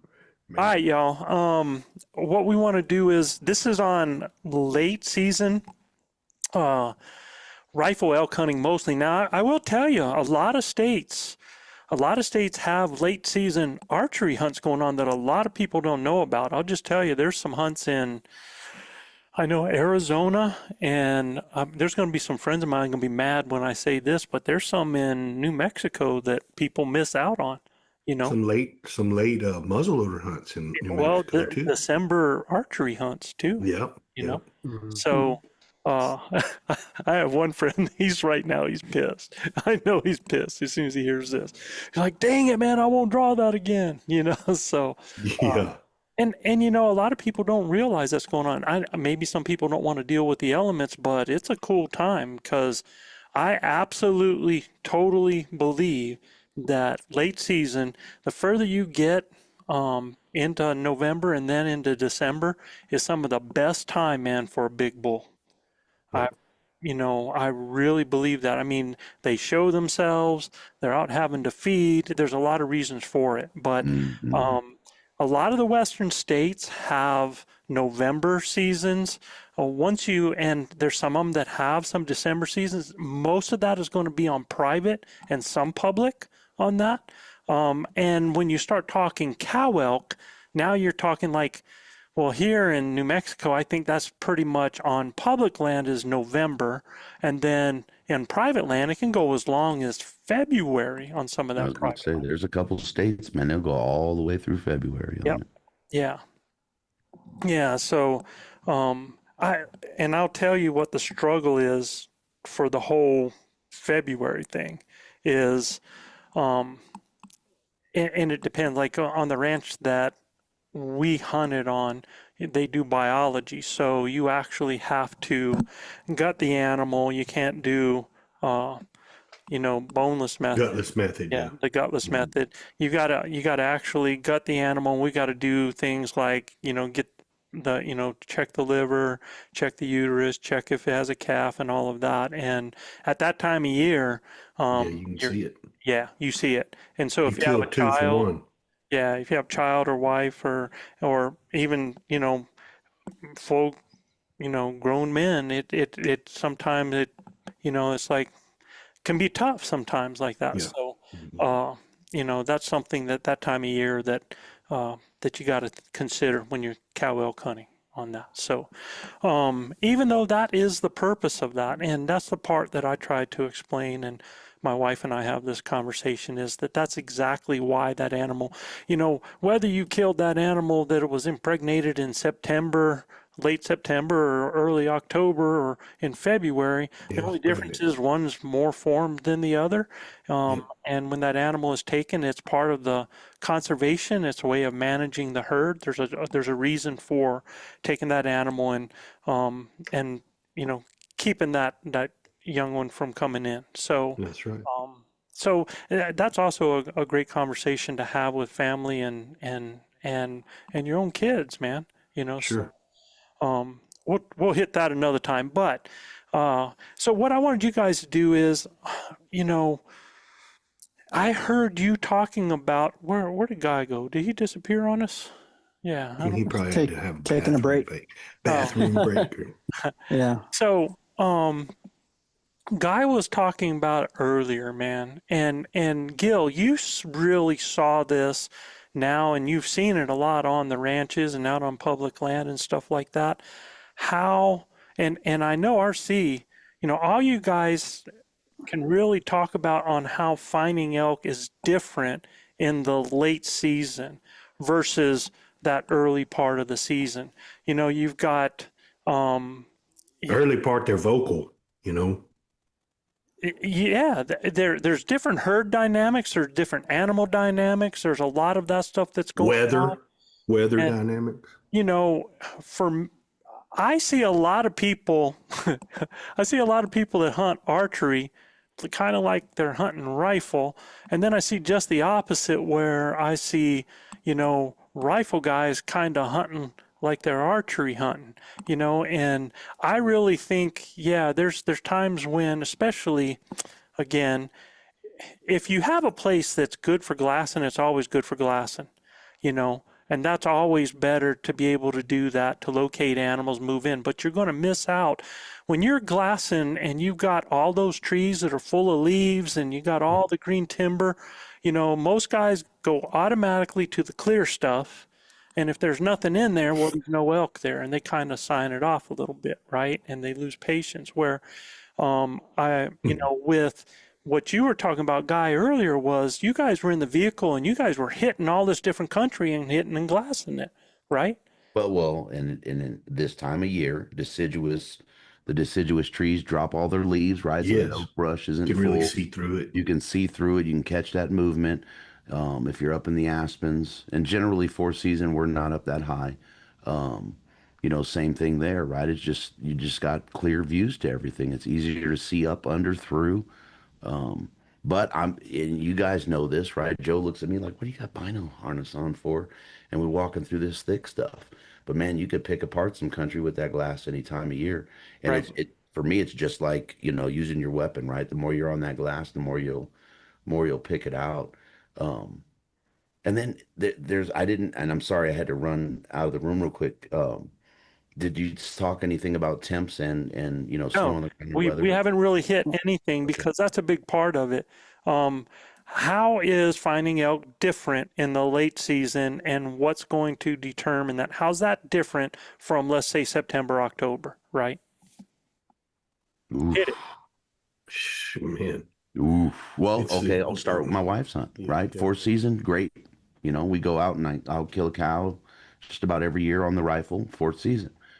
The issue this year is we have no snow, and the last, 2.5 days of season, the temps kicked up 12 to 15 degrees. Totally changed the season. And it was funny because I told the wife, watch tomorrow or the next day, the elk are going to drop down. And sure as the temperatures dropped and we were in the high 30s. And guess what? I couldn't take it. I didn't tell her this yet. I Mhm. couldn't take it. And I went and eyeballed it. And those elk were down in that sage country just with the temps. Still no snow because Yeah. those temps pushed them down. Mhm. Yeah. And imagine, if you have, a foot and a half. I think last year this time we had about 3 foot of snow up on top. Whew. And when I say up on top, I'm referencing, 8,000 and above, Mhm. based on where we're at. The elk were all, I shouldn't say all down, but a lot of them were down in low country already this time last year. The year Mhm. before was the same thing. We had more snow the year How before. low is that guy? 6? About 6,000. This Yeah. this weekend we did not see one elk that was lower than about 7,600. Gotcha. So we're talking, we're 58. Well, the road we were on is about 58, Mhm. depending, we're in the valley, and then we're going up to about 62 on that road. But everything was 7,600 feet to about 8,200 feet on that nasty slope. So, Mhm. and them temps, man, I mean, it kept them in the trees. They weren't out moving around a ton. So, uh, What do you use different in the late season attractant wise that you lean more on in the early season? You mean like plant life or? Attractants, whether it be food, water, Uh-huh. or even it's calling. well, that never changes, right? Food, water, shelter never changes for Yeah, them. yeah, And then with the lack of water that we've had, yeah. you find that water source, Hmm. and it's been, pretty light on the rain for a good month and a half here. Had the water source pegged, I mean, loaded from every direction. You can tell they're coming down that slope to get to Hmm. that water. Um, but that scenario never changes. Now, I don't call as much, but I do call. I'll go Yeah, out there and I'll bugle. yeah. I'm not gonna not bugle. I'm hunting elk. Elk are vocal year round, Oh, right? yeah. This idea that they're only talking during the rut. I've been out, I think maybe the first year I knew Joe, I sent him some audio of cows bugling, and I think it was June or July Oh, yeah. that we're out Oh, yeah. scouting. So I'm out there and I don't hear another call. I'm getting back up in here. I'm cracking off a bugle. If I could just get somebody interested to come see, you don't have to respond. Right. I'm at a vantage point. It's late season. I'm not hunting with a bow. I'm at a vantage point, and I got, I know my range where I could shoot. Let's get them coming in and seeing Yeah. what's going on, right? Yeah. Um, They're still very inquisitive at that time, they're as still a we herd as animal. yeah as That don't well as change. we saw this year, being able to call, being able to stop the elk with calls. I shut a big herd of elk down 3 different times that were trying to move out, and we shut them down with regathering ewes and then a bull bugle, and the whole herd shut down 3 times, 3 different times, man. And they should have just gone. But they didn't because we could speak the language. And this was in early November. So I think it's still big, Joe. I think being able to be able to speak the language and use what you've learned throughout the early season and their movements and their habitat, that slightly changes, right? Where they want to be and where they where they want to stay. I saw it a lot when we had wind, right? Big high winds and stuff like that. It positioned the elk in different uh, drainages, right? And when we found out that that was going on, it was much easier for us to hone in where we needed to be hunting them, right? The whoops, sorry, you. Go ahead, brother. I was going to say the one attractant that we're all going to recommend against in the late season is decoys. Period. If it's rifle season, don't take that decoy. Yeah, man, don't unless you want to dress it Especially up with public some land. real furry orange on it and stuff like that. I'm with you guys. Yeah, I think I- for me, when I hear attractings at this time of year, I mean, it's like you said, it's like the water, food, and cover, man. Yeah, That's their food is number one, man. I mean, because if you're hunting cows, if you're hunting cows late season, they're in big groups, and that's where the herd dynamics actually changes things, and that's what I try to tell guys, man, when they start hunting late November, and then going into December, it's feast or famine. You've got when it comes to the cows, they're going to be in big groups, they're going to be big herds, and if you can locate those herds, then you've got something. But what we found in where we were at this year in New Mexico was the food source was everywhere. I sure. mean, golly, every ridge had plenty of grass on it. I mean, they could bed down on top of a ridge and never move off of it, you know. Well, the one thing to consider, I would say, with the food source, especially after the rut, right? Gestation is going to take place. I believe it's 13% body fat, right? So, what's going to pack on the fat faster? We're going into winter, For sure. right? And these animals are going to go into gestation, and the bulls and stuff are going to start trying to repair from that rut activity, right? So, understanding the food sources or the different food sources, Yep. right, is going to be a huge factor in that, right? What's going to give them that? I don't Best want to say bang for high their buck. proteins because that's really not what it is. It's the amino acids and the Carbs. bacteria. Yeah. But nonetheless, right, understand the food source you're looking at. Oh, they like to eat that. Well, is it going to give them what they need to get to that point That's where why they you love the ag areas so much. And right. I think the point I was trying to make though is that And the if oak you're looking bush. for a big group, they need big areas of food sources. If you're looking for bulls, there's one or two or four or six bulls together. They don't need big areas. They can find great food sources on the sides of the hills and just in those little drainage bottoms that aren't big, that are kind of fingers that feed in between ridges, and they can still have some security in there and not have to be out into the bigger areas until dark. I really think, man, that one of the best techniques is to really cover country, whether you're covering country with glass or you're covering country in like you were doing, Guy, driving in areas and then looking in all of these different places, We if did that a bunch. yeah, a And whole lot. a part of that too, Joe, though, is identifying as you're glassing, right? Say you don't. The wife was like, "Well, we didn't see elk in there. Why do you want to go in there?" I go because of the features. We got to go in there and investigate those features. We're glassing from 3/4 of a mile away. We get in there and she's like, "Oh, I see it now, right? I got a water source. I got, these small finger drainages coming off and this confluence of a major drainage here, a major drainage there, two saddles up on top. It's you're not just looking for the elk. You're looking at where they want to be, where they're going to travel, and then capitalizing and getting your butt in there on that, especially if you're not seeing them. I like that analogy of the confluence of Tronalses meeting together, man. I like that. Well, I think even in that though, you're just still, so you're going from larger to smaller, right? But you still want to cover a lot of area. You don't, the more area you can cover in this time of year, the more apt you're to find those bulls and that are going to be out there feeding in an open area, right? So if you are from a far away and you say, "Oh, that's a nice bowl in there," well, you want to get someplace where you can now glass that and see what is in, glass over to the other side, Yep. get the most value for your Yeah. time, so that 100%. you Yeah, I mean, look what you did for us when you come in on that late hunt with us, Joe. I mean, you sat out in a glassing spot and glassed herds, you know, 2 miles to our west to right on top of us to 2 miles to our east. I mean, it was a huge advantage to know that there were elk in that area and where we could maybe cut them off or even get in there on them. now And it led to us being the successful. crazy thing, and here's where things get really interesting, and this is where you talked about temperature earlier, Guy, and you talked about how warm it was, right?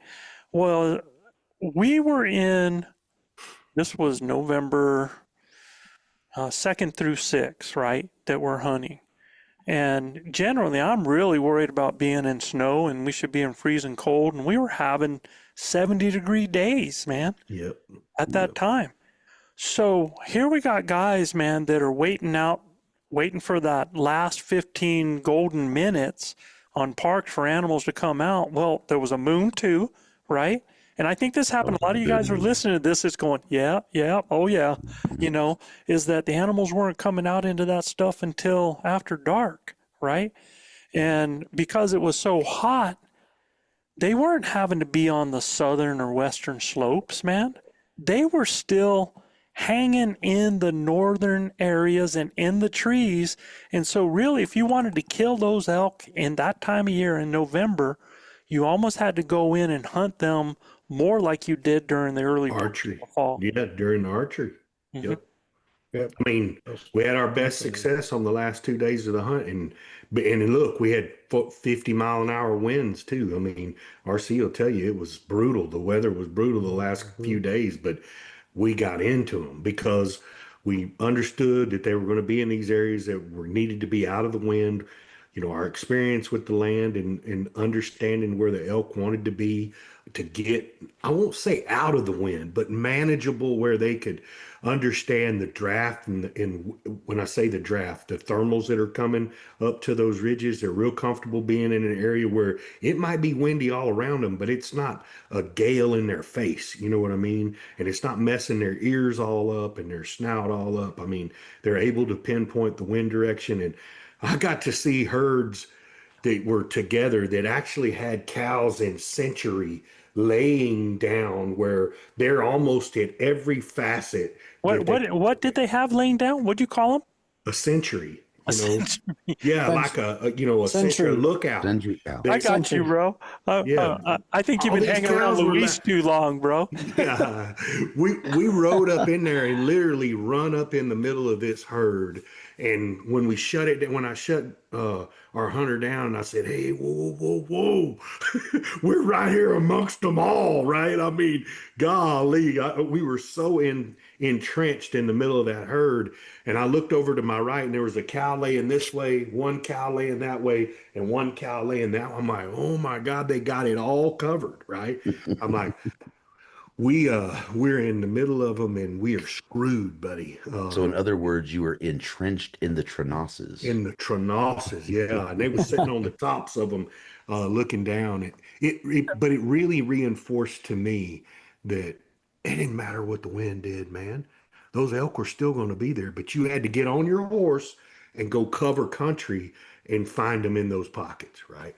Well, So, yeah, especially the way the weather was being, right? And yeah. so, Yeah, and look, we had many discussions between myself, Joe, and RC, and they're like, "Man, I wouldn't blame you if you just hunkered down here and have a cold beer." And I'm like, "Well, we can't kill one sitting here." I remember Carl Gamage telling me when it got real windy that he just putted around, stopped, and went to the top of the ridge and glassed around, went to the next top of the ridge, right, glassed. move on and check and move on and check and move. You gotta Dude, cover the country. I Yep. didn't even get it out of my mouth good. And I said, "Man, these elk like to be in here in these little fingers and sit on top of these ridges." And I turned and looked, and there's a cow looking down at me. I'm like, "Oh my gosh." And that's what started the whole thing, man. It was Now, phenomenal. there's a topic that I want to throw in here that I've heard people talk about, and I've had a lot of thought on this, and I've heard RC talk about different aspects of this and everything. And so the topic is, because we know that it's about the feed, Elk are slaves to their belly. It's about feed. Now, I said the larger herds need bigger areas. The bulls at this time, they don't, because they can find feed just about areas not, where they're bedded pretty much. They just got to walk out and start feeding, right? Some of that better stuff is in the little small areas. They don't have to find these giant areas. But the other thing that gets thrown into it is cattle grazing, right? Because I've heard, and here's, bear with me on this, that if you've had cattle grazing in an area where they have just hammered it, right? Is there going to be feed for those elk in that area? When this winter time comes, right? Or when this later season comes. Now, the reason I say is if they've hammered it is like, here's my question, especially to you, Knox, because you've managed these big places, you've managed cattle and elk in the same places.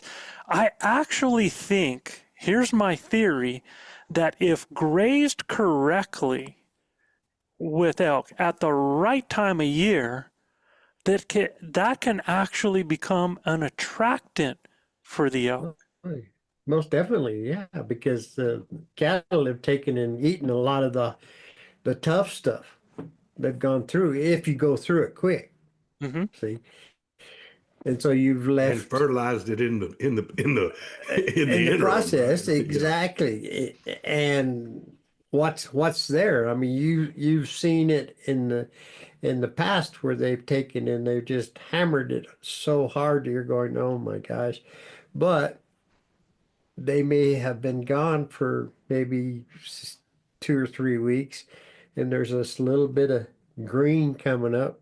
Those elk just they go nuts over that, and it's the same thing. I mean, um, it's what we were talking about there in the chase, that we have so many sunflowers and so many the weeds are so tall that I talked to the guy that takes care of the donkeys and the cows, and I said, hey, we're through elk hunting more or less. Can you run your donkeys over there? And he goes, well, I never thought about that.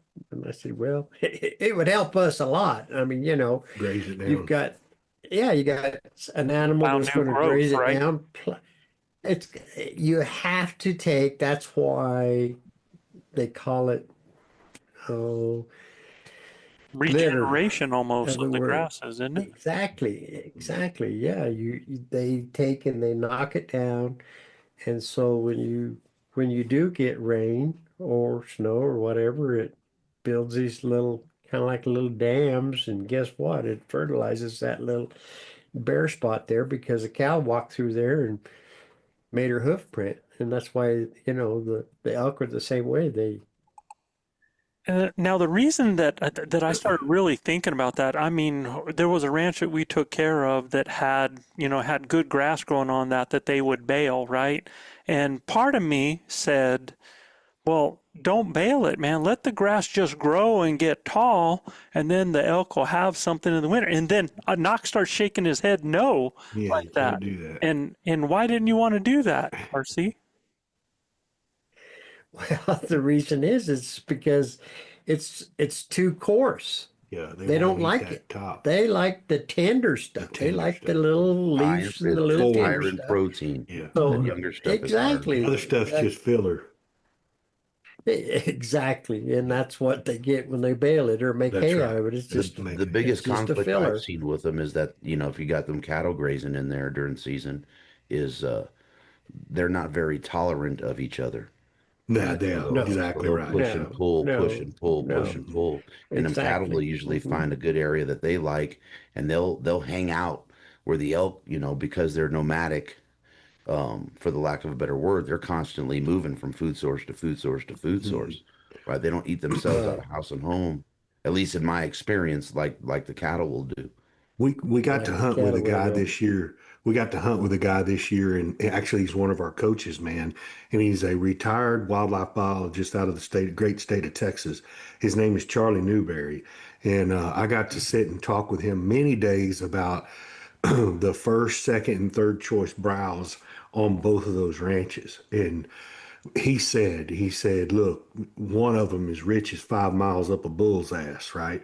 He said the other one, you can tell it's going to run out really quick, because of the topography and the lay of the land. He said, however, when they graze it with cattle, it comes back even richer because of the Right. nutrients that are put back in the soil.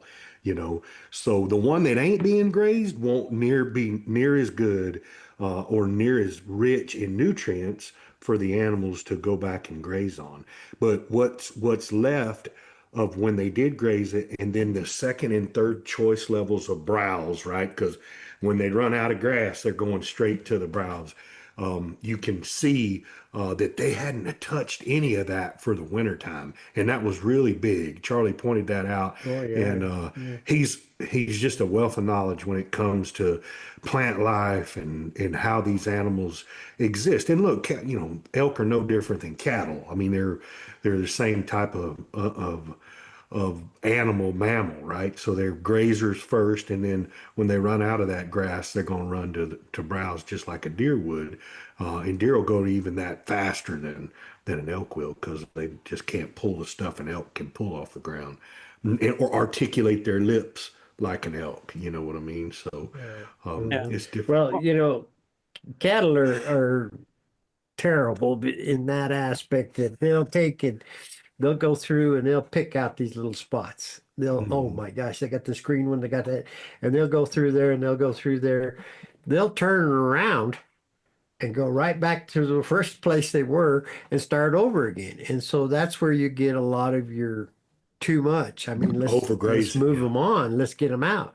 Well, I don't know that elk are the same way, but I have feeling that they'll come back to that area because they did remember that there was something good to eat there.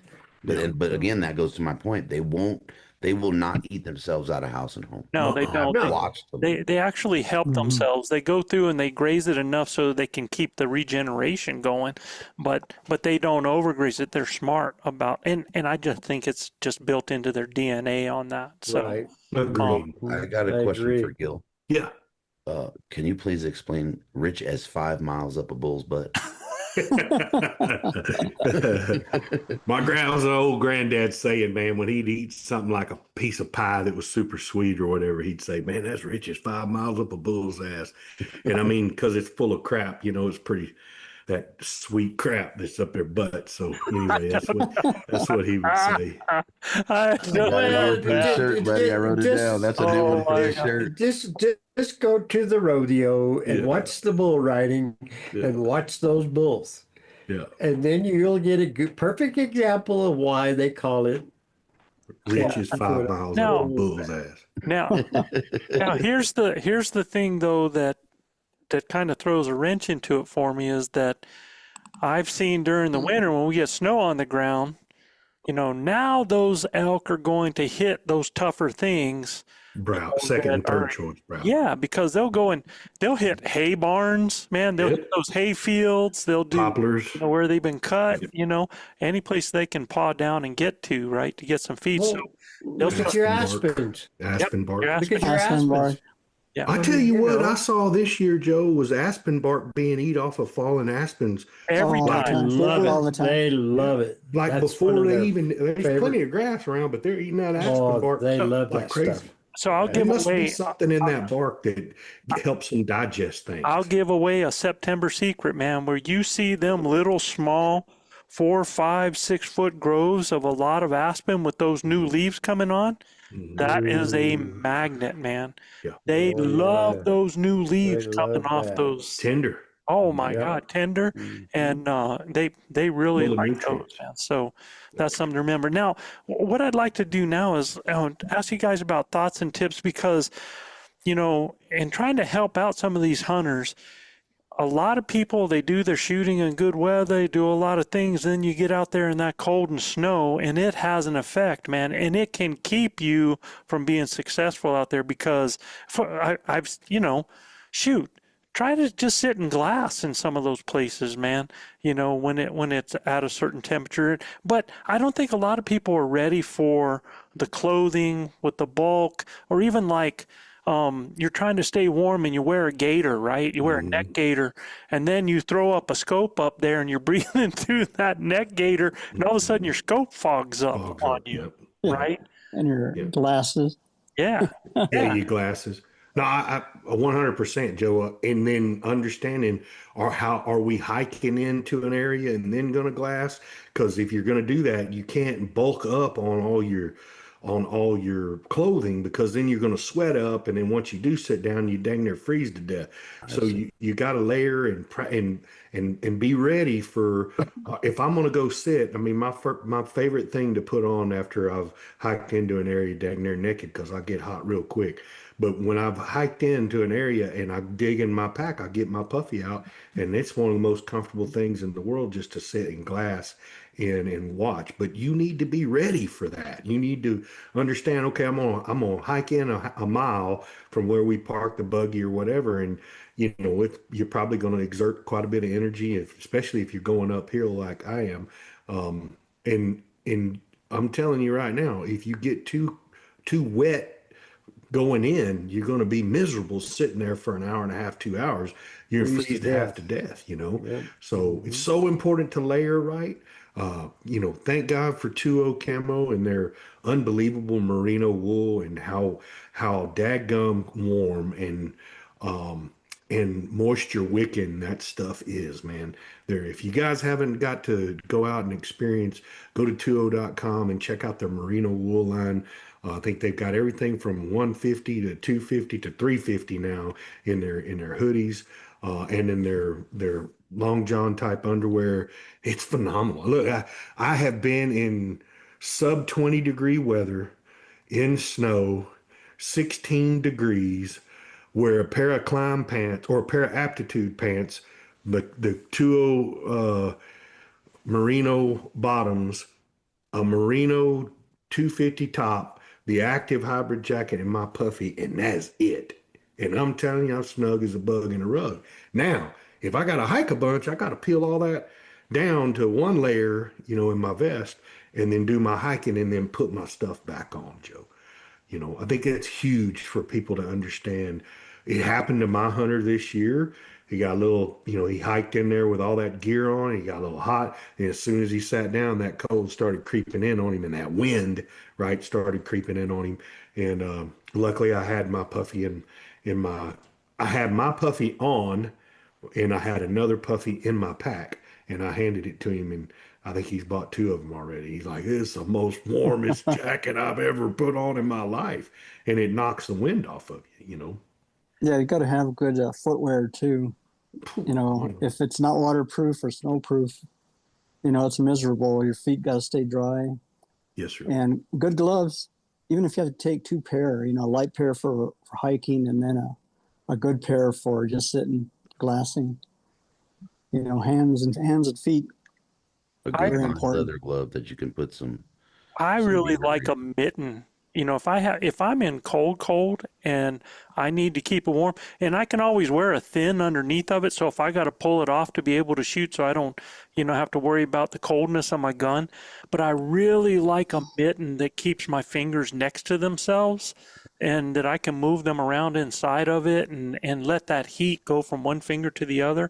That really helps me a ton, man. No, that's a huge pointer right there, Joe. That there's no other warmth like with mitten warmth, and just wearing you could wear a 150 merino Yeah. glove liner underneath that thing, It's perfect. right? And it just slip on and off, and you keep them fingers together. I ran the folks think 2O of that. fingerless gloves that were merino. Golly, game changer my hands don't, and my kids say that I'm a freak. My hands don't get cold, and I hate having anything on my hands when I'm hunting anyway. But my hands just don't get, I don't care how cold it is, they just don't get cold. I can fish all day in the rain, never get my hands cold, and sub 35-degree weather. And the same thing, but I ran those because I got a pair of them. I ran those fingerless gloves. Oh man, game changer. When you can deal with the fine motor skills that you need, Well, when the you're trying to problem dig is into that a something. lot of folks aren't like you, Gil, Yeah. right? And the hands are Oh, no usually the doubt. first thing to go. Yeah. Well, Yeah. if they don't have They hand lose warmers. that dexterity, right? Because of that. Yep. And, So and and that goes to Joe's point, right? You got that fingerless merino on there. That provides some warmth. Throw them in a mitten. Now the only difference is that I will say with mittens is before you hit the field, get used to dealing with the The mittens. mitten, yeah. Right. Right, so you're not on and off, because you're less likely to wear them if they become a burden, right? Just like anything else we have. There's a few Play mittens with the out there now that got the thing that flips back and it's got a little magnet on it. Well, the Yeah. problem is then what happens if you're in the snow or you're in the rain and it's Mhm. starting to get in there, right? And then you got this other piece of, Dampness. we'll just call it a failure point in that mitten. yeah, I don't like a real tight mitten around up here anyway. I like it a little loose so I can go on and off real easy. And man, you get in, it's just like putting your feet in a sleeping bag, man. You get down in there and it just toasts them right up, you know. I'll tell you another thing, because Chad was talking about the shoes. I found that for me, wearing leg gaiters help my feet stay warm. And I don't know if it's because it's keeping the bottom part of my leg warmer, but I definitely stay warmer down at the Holding that bottom when heat. I'm wearing leg gaiters, and it just keeps that heat down there so that that blood flow that's going in isn't cold on the leg going into the boot. So and that's just something that I have found, man, that just really helps to keep my feet just a little bit warmer on that. And look, y'all, you really need to make sure that you're warm, because I've had clients that, you know, I'm like, are you warm? You know, and like, yeah, I'm good, you know, and they're on that verge of being cold, right? Yeah, yeah. And then we have an animal comes up and they get that little bit of adrenaline dump They're along. frozen. They're shaking like a leaf. Like a dog trying to shit a pizza. Yeah. beep beep beep and now man, they're shaking so bad uncontrollably. Yeah, oh yeah. Oh yeah. I mean, you think Buck about the fever cold has weather taken and over. what it takes to get hypothermic, Yeah. right? Yeah. So you're going to break a sweat, right? You're going to sit there in glass. You're going to have moments of slow moving. You're going to be out there for hours. Why would you put yourself in that position, right? Hypothermia can set in as fast as 20 minutes. That ain't no joke. That is literally a definitely life or bad. death situation. Yeah. But I just, you know, having what I'm trying to tell y'all is there's other things besides just the warmth factor. You know, like I said, I've gotten nervous in situations where I felt all of a sudden my body temperature go down and start shaking, you know, just because you get nervous about something. It's just that adrenaline dump, right? And You the gotta learn same how to manage that. yeah, you got to be able to manage that, and you've got to have where you're not on the verge of being cold, man. You know, you need to make sure that you're That fight or flight episode that you have that kicks that adrenaline in's real, you know, and it's uncontrollable once you get it coursing in your veins. Takes lots of deep breaths and a little bit of exercise, and you can get that down. But man, if you unfortunately, once it starts, it's very hard to get rid of. Oh, It takes quite a bit of time to shed it. And the best thing is go on a walk, right? But you're in the middle of a bunch of herd of elk, and there ain't no place to go. So deep breaths and trying to focus on getting your breathing right can really help you alleviate some of that adrenaline dump. so. And then Joe, oh, sorry, Jojo. Go ahead. No, go ahead, man. If you have on this point, I'm You- getting ready to move us yeah, on. You talked about the gator. Uh-huh. Bring the gator to the bottom of your nose. Don't cover your nose with it. No, I'm That talking gator, about. Oh, you're talking neck gator. that gator, yeah. right? That Yeah, gator. don't cover your nose. It's going to get so wet Mhm. from that perspiration, if you will, from your air Breath. exchange coming from your nose. It's going to be miserable, right? So the reason we breathe through our nose in the cold, right, is because we warm that air up. I believe it's something like 45% more than breathing through our mouths, right? That's going to keep us warmer. And then that's going to prevent you from fogging your glasses, your scope, and things Great of that. point. So manage that. You just don't want to build moisture, right? Do not build moisture. Yeah, I actually will. I've given up the mouth moisture for the warmth at times, but I know, and what that does is, especially because I like the merino gator, and it handles the moisture so much better than a lot of things. Dries really fast too. And so I would like one of my favorite things to do is, because I like to wear the cap here. So what I'll do is I'll pull my merino hood over with my neck gaiter inside, and Joe. I'll actually pull my neck gaiter up on the hat, like that, and let that neck gaiter go over the top of my nose and do that mouth thing, because it's actually warming the air as it's coming in if I really need to stay warm. And I'll sacrifice that moisture at that mouth area right there, so that if something does happen and I got to pull down, I'm doing it, then I'm dropping that moisture down in an area where it's not going to get me wet or anything like that. I've even gotten like ice crystals on that area before, like that. But if you wear something over your mouth, it definitely warms your air as it's coming in. So Not as much as breathing through your nose. what's that? Not as much as breathing through your nose. Not as much as breathing through your nose. Yeah. Your nose, I believe it's like somewhere between 35 and 45% more. And if you're doing that inside that merino, you know what I mean? I won't do it under the merino. My gator stays right here for the fog factor. Yeah. So it ain't fogging our sucker scope back up. over that. And when Or I do that fogging your merino, binos up. You'll fog your binos up too. oh, absolutely. You got to pull it down at that point. Yeah. It's not going to let you get away with it. But I run some stuff. It's a little anti-fog deal called Blaze, and I run it on my binos and my scope too. And it's like a little stick, and you put it on there, buff it on, and it lasts for a few days, and then you got to redo it, Joe. But it's pretty good stuff. It's called Blaze. Some guys down here in Texas use and make it for scopes and for binocs and cameras and things like that. They don't want fogging up. Glasses, your reading glasses and stuff like that. But the leg gaiters were absolutely flawless this September, buddy. If we don't have them, it rained every freaking day on us in the afternoon. We ain't got leg gaiters. Our feet are soaking wet every day. So same thing in the snow, dude. You know what I mean? yeah, for sure. Yeah. I hadn't hunted a whole lot in the snow, but yeah, I mean, we run Kennetrek gators and 2.0 gators, and I'm telling you, a phenomenal gator. So you guys make sure you got your gators on, because they're a game changer out in the mountain.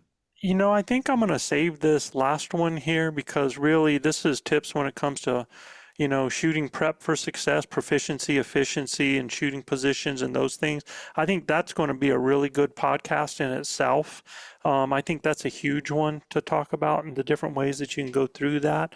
I think we'll keep it at this point, really considering the clothes that you're wearing, to be out in the time of year. And understand something. I would rather throw layers in my pack than have all this other gear, man. It's real critical if you have those layers that you can change into. Myself, I start with a 150. Because I can strip down to a 150 in September and be fine, right? It's going to keep me both warm and cool, right? It's going to keep sun off of me. It's going to have that effect in both ways. It's just that base, that 150 layer. And then from there, depending on the time of year, but as I get up, I like to then throw 250 merino over top of that. I like to have then a vest that I use, especially if I want my chest warm and my arms to be able to stay at the temperature that they're at. I like to do it like that. And I keep a puffy in my bag so that if I stop and I've got to sit and I've got to do something, man, I'm going to go ahead and use that puffy. I don't, it's got to be really, really cold before I put merino breeches bottoms, that layer. Got to be below 32 for me to do it. It's got to be. I wear them all year. Yeah, but you're a freak of nature, dude, man. Yeah, I can't do it. He wears them thick breeches too. I wear a 250 hoodie and a vest and everything from 35 and above. I mean, if it's 32, I might throw my active jacket on, but that's just for the ride. When I get out, I know it's going to start warming into the 50s. It's 250 in my vest, and that's it. Yeah, see, I wear those 150s top and bottom under my aptitude all year. If you're not using a neck gaiter, you're really missing out, because that's where a lot of the cold will hit you, man, is around Well, that when we neck. run our 250s, man, it's got the hood, so it really covers your neck, and you just flip the hood up, and Yeah, man, but I I like that neck absolutely love gaiter it. underneath that, and I Yep, use a yep, neck gaiter with the hood, and man, yep. I'm Yeah, that'll toast you up real good. The one So thing I do want to, before we kick off of this, is a puffy is an insulator. It is right, not outer. outer I, layer, s- yeah, I see agreed. people doing this. I mean, September is one Too thing, loud.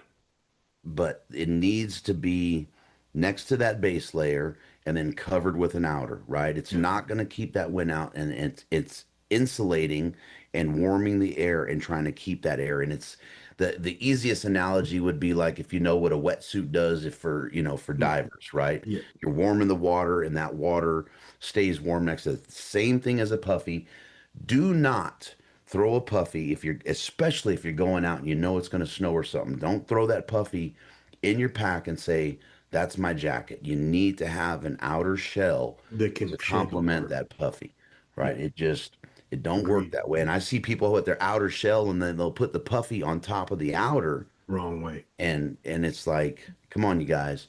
Um, Again, late seasons, I mean, all these seasons have their risk, right? But the later you get in the year and the weather, I mean, it becomes more and more of a risk. It could be life or death.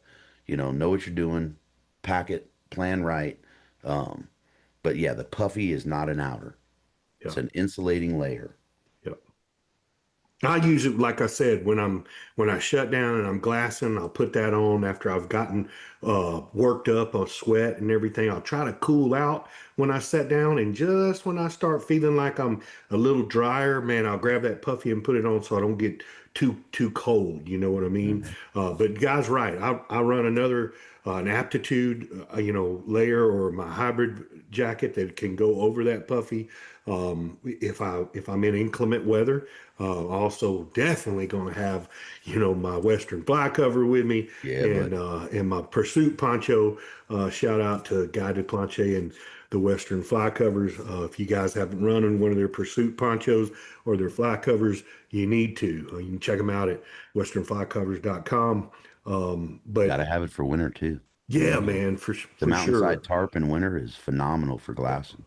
You put your back to that wind, Yeah, put that tarp behind you, man, and just knock it off lean of you. to it up and sit there and glass and not have the I, wind beating your back. I want to give another plug to something that you guys probably haven't wore yet. And I did last year. I ordered some of it. It's so freaking warm. It's got to be uber cold to wear it. But Tuo makes a new gear 12 for their degrees. whitetail lines Yeah. called Navor, right? Or yeah, I think it's I Navor. love the fleece, dude, man. Dude, it is So phenomenal gear. quiet. Phenomenal, quiet. I wore it whitetail hunting in Oklahoma, and it was 12 degrees last year. And Gil was sweating. Dude, I was burning up in that stuff, man. I mean, we walked from the bike to the blind, and I told Luis, I said, bro, I am just gassed in this thing, man. I had a 250 merino wool hoodie on, my vest, and that Navor freaking jacket and bibs on. I like to die, dude. I mean, absolutely like to die. But it is the best warm weather if you're going to sit in glass and things like that. It is the best, really cold weather gear I've ever put on my body, man. Absolutely, you can sit in sub freezing temperatures and never get cold, you know. All right, Um, bro. Close us out, man.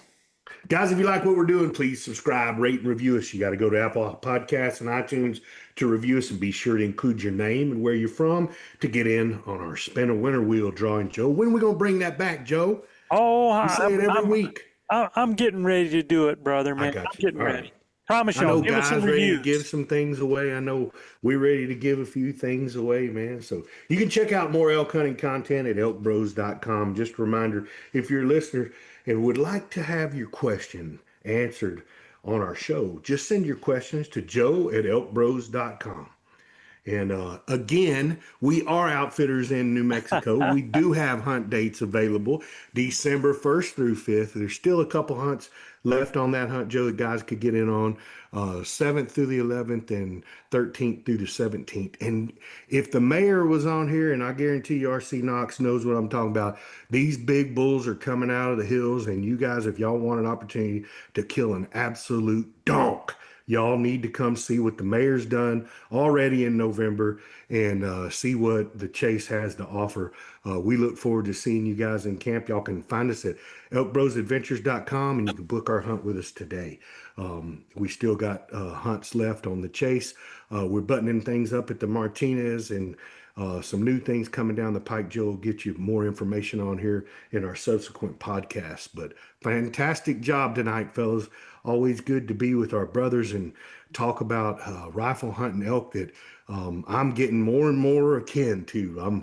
I think one of these days I'm gonna dust the old smoke pole off and get it done. So that's for sure. Appreciate everybody's input. Yeah, guys, and I want to tell y'all too, man, because it is a couple days to it. Very thankful for each and every one of you. To our coaches that will come and listen to this, you guys were amazing. Hats off to you. Huge tip of the hat to the, all the people that have helped us. Our circle that's out there that keeps us motivated and helps us keep going, man. I couldn't be with better people, man, and so thankful for that. Happy Likewise. Thanksgiving. Likewise. Happy Thanksgiving. Happy Thanksgiving. Happy Thanksgiving. God bless everybody. And like we say down here in the Lone Star State, husbands, kiss your wives, wives, kiss your husbands, hug your babies, keep your broadhead sharp and your powder dry. And we'll see you next week right here on Blue Collar Elk Hunting. Peace, everybody. Peace out. Peace out. Where others fear is home to me. No boundaries for my soul.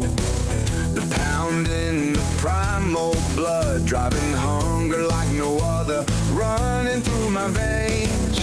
No man versus nature, only me versus me. A centuries old challenge, raging deep inside my soul. No anger, malice or evil, only a hunter and his prey.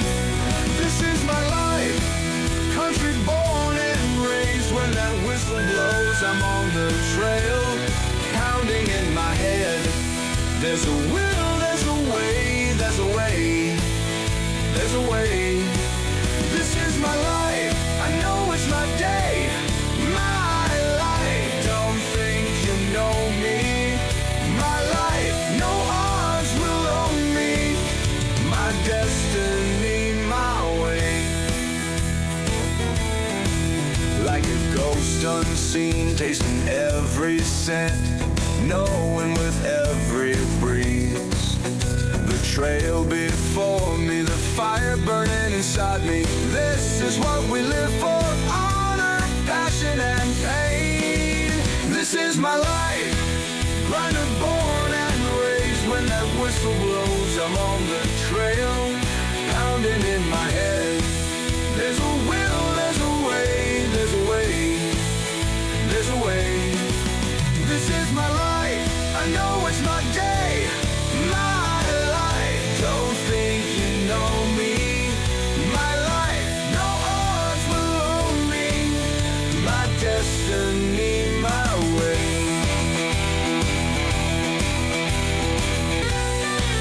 This is my life, runner born and raised. When that whistle blows, I'm on the trail, pounding in my head.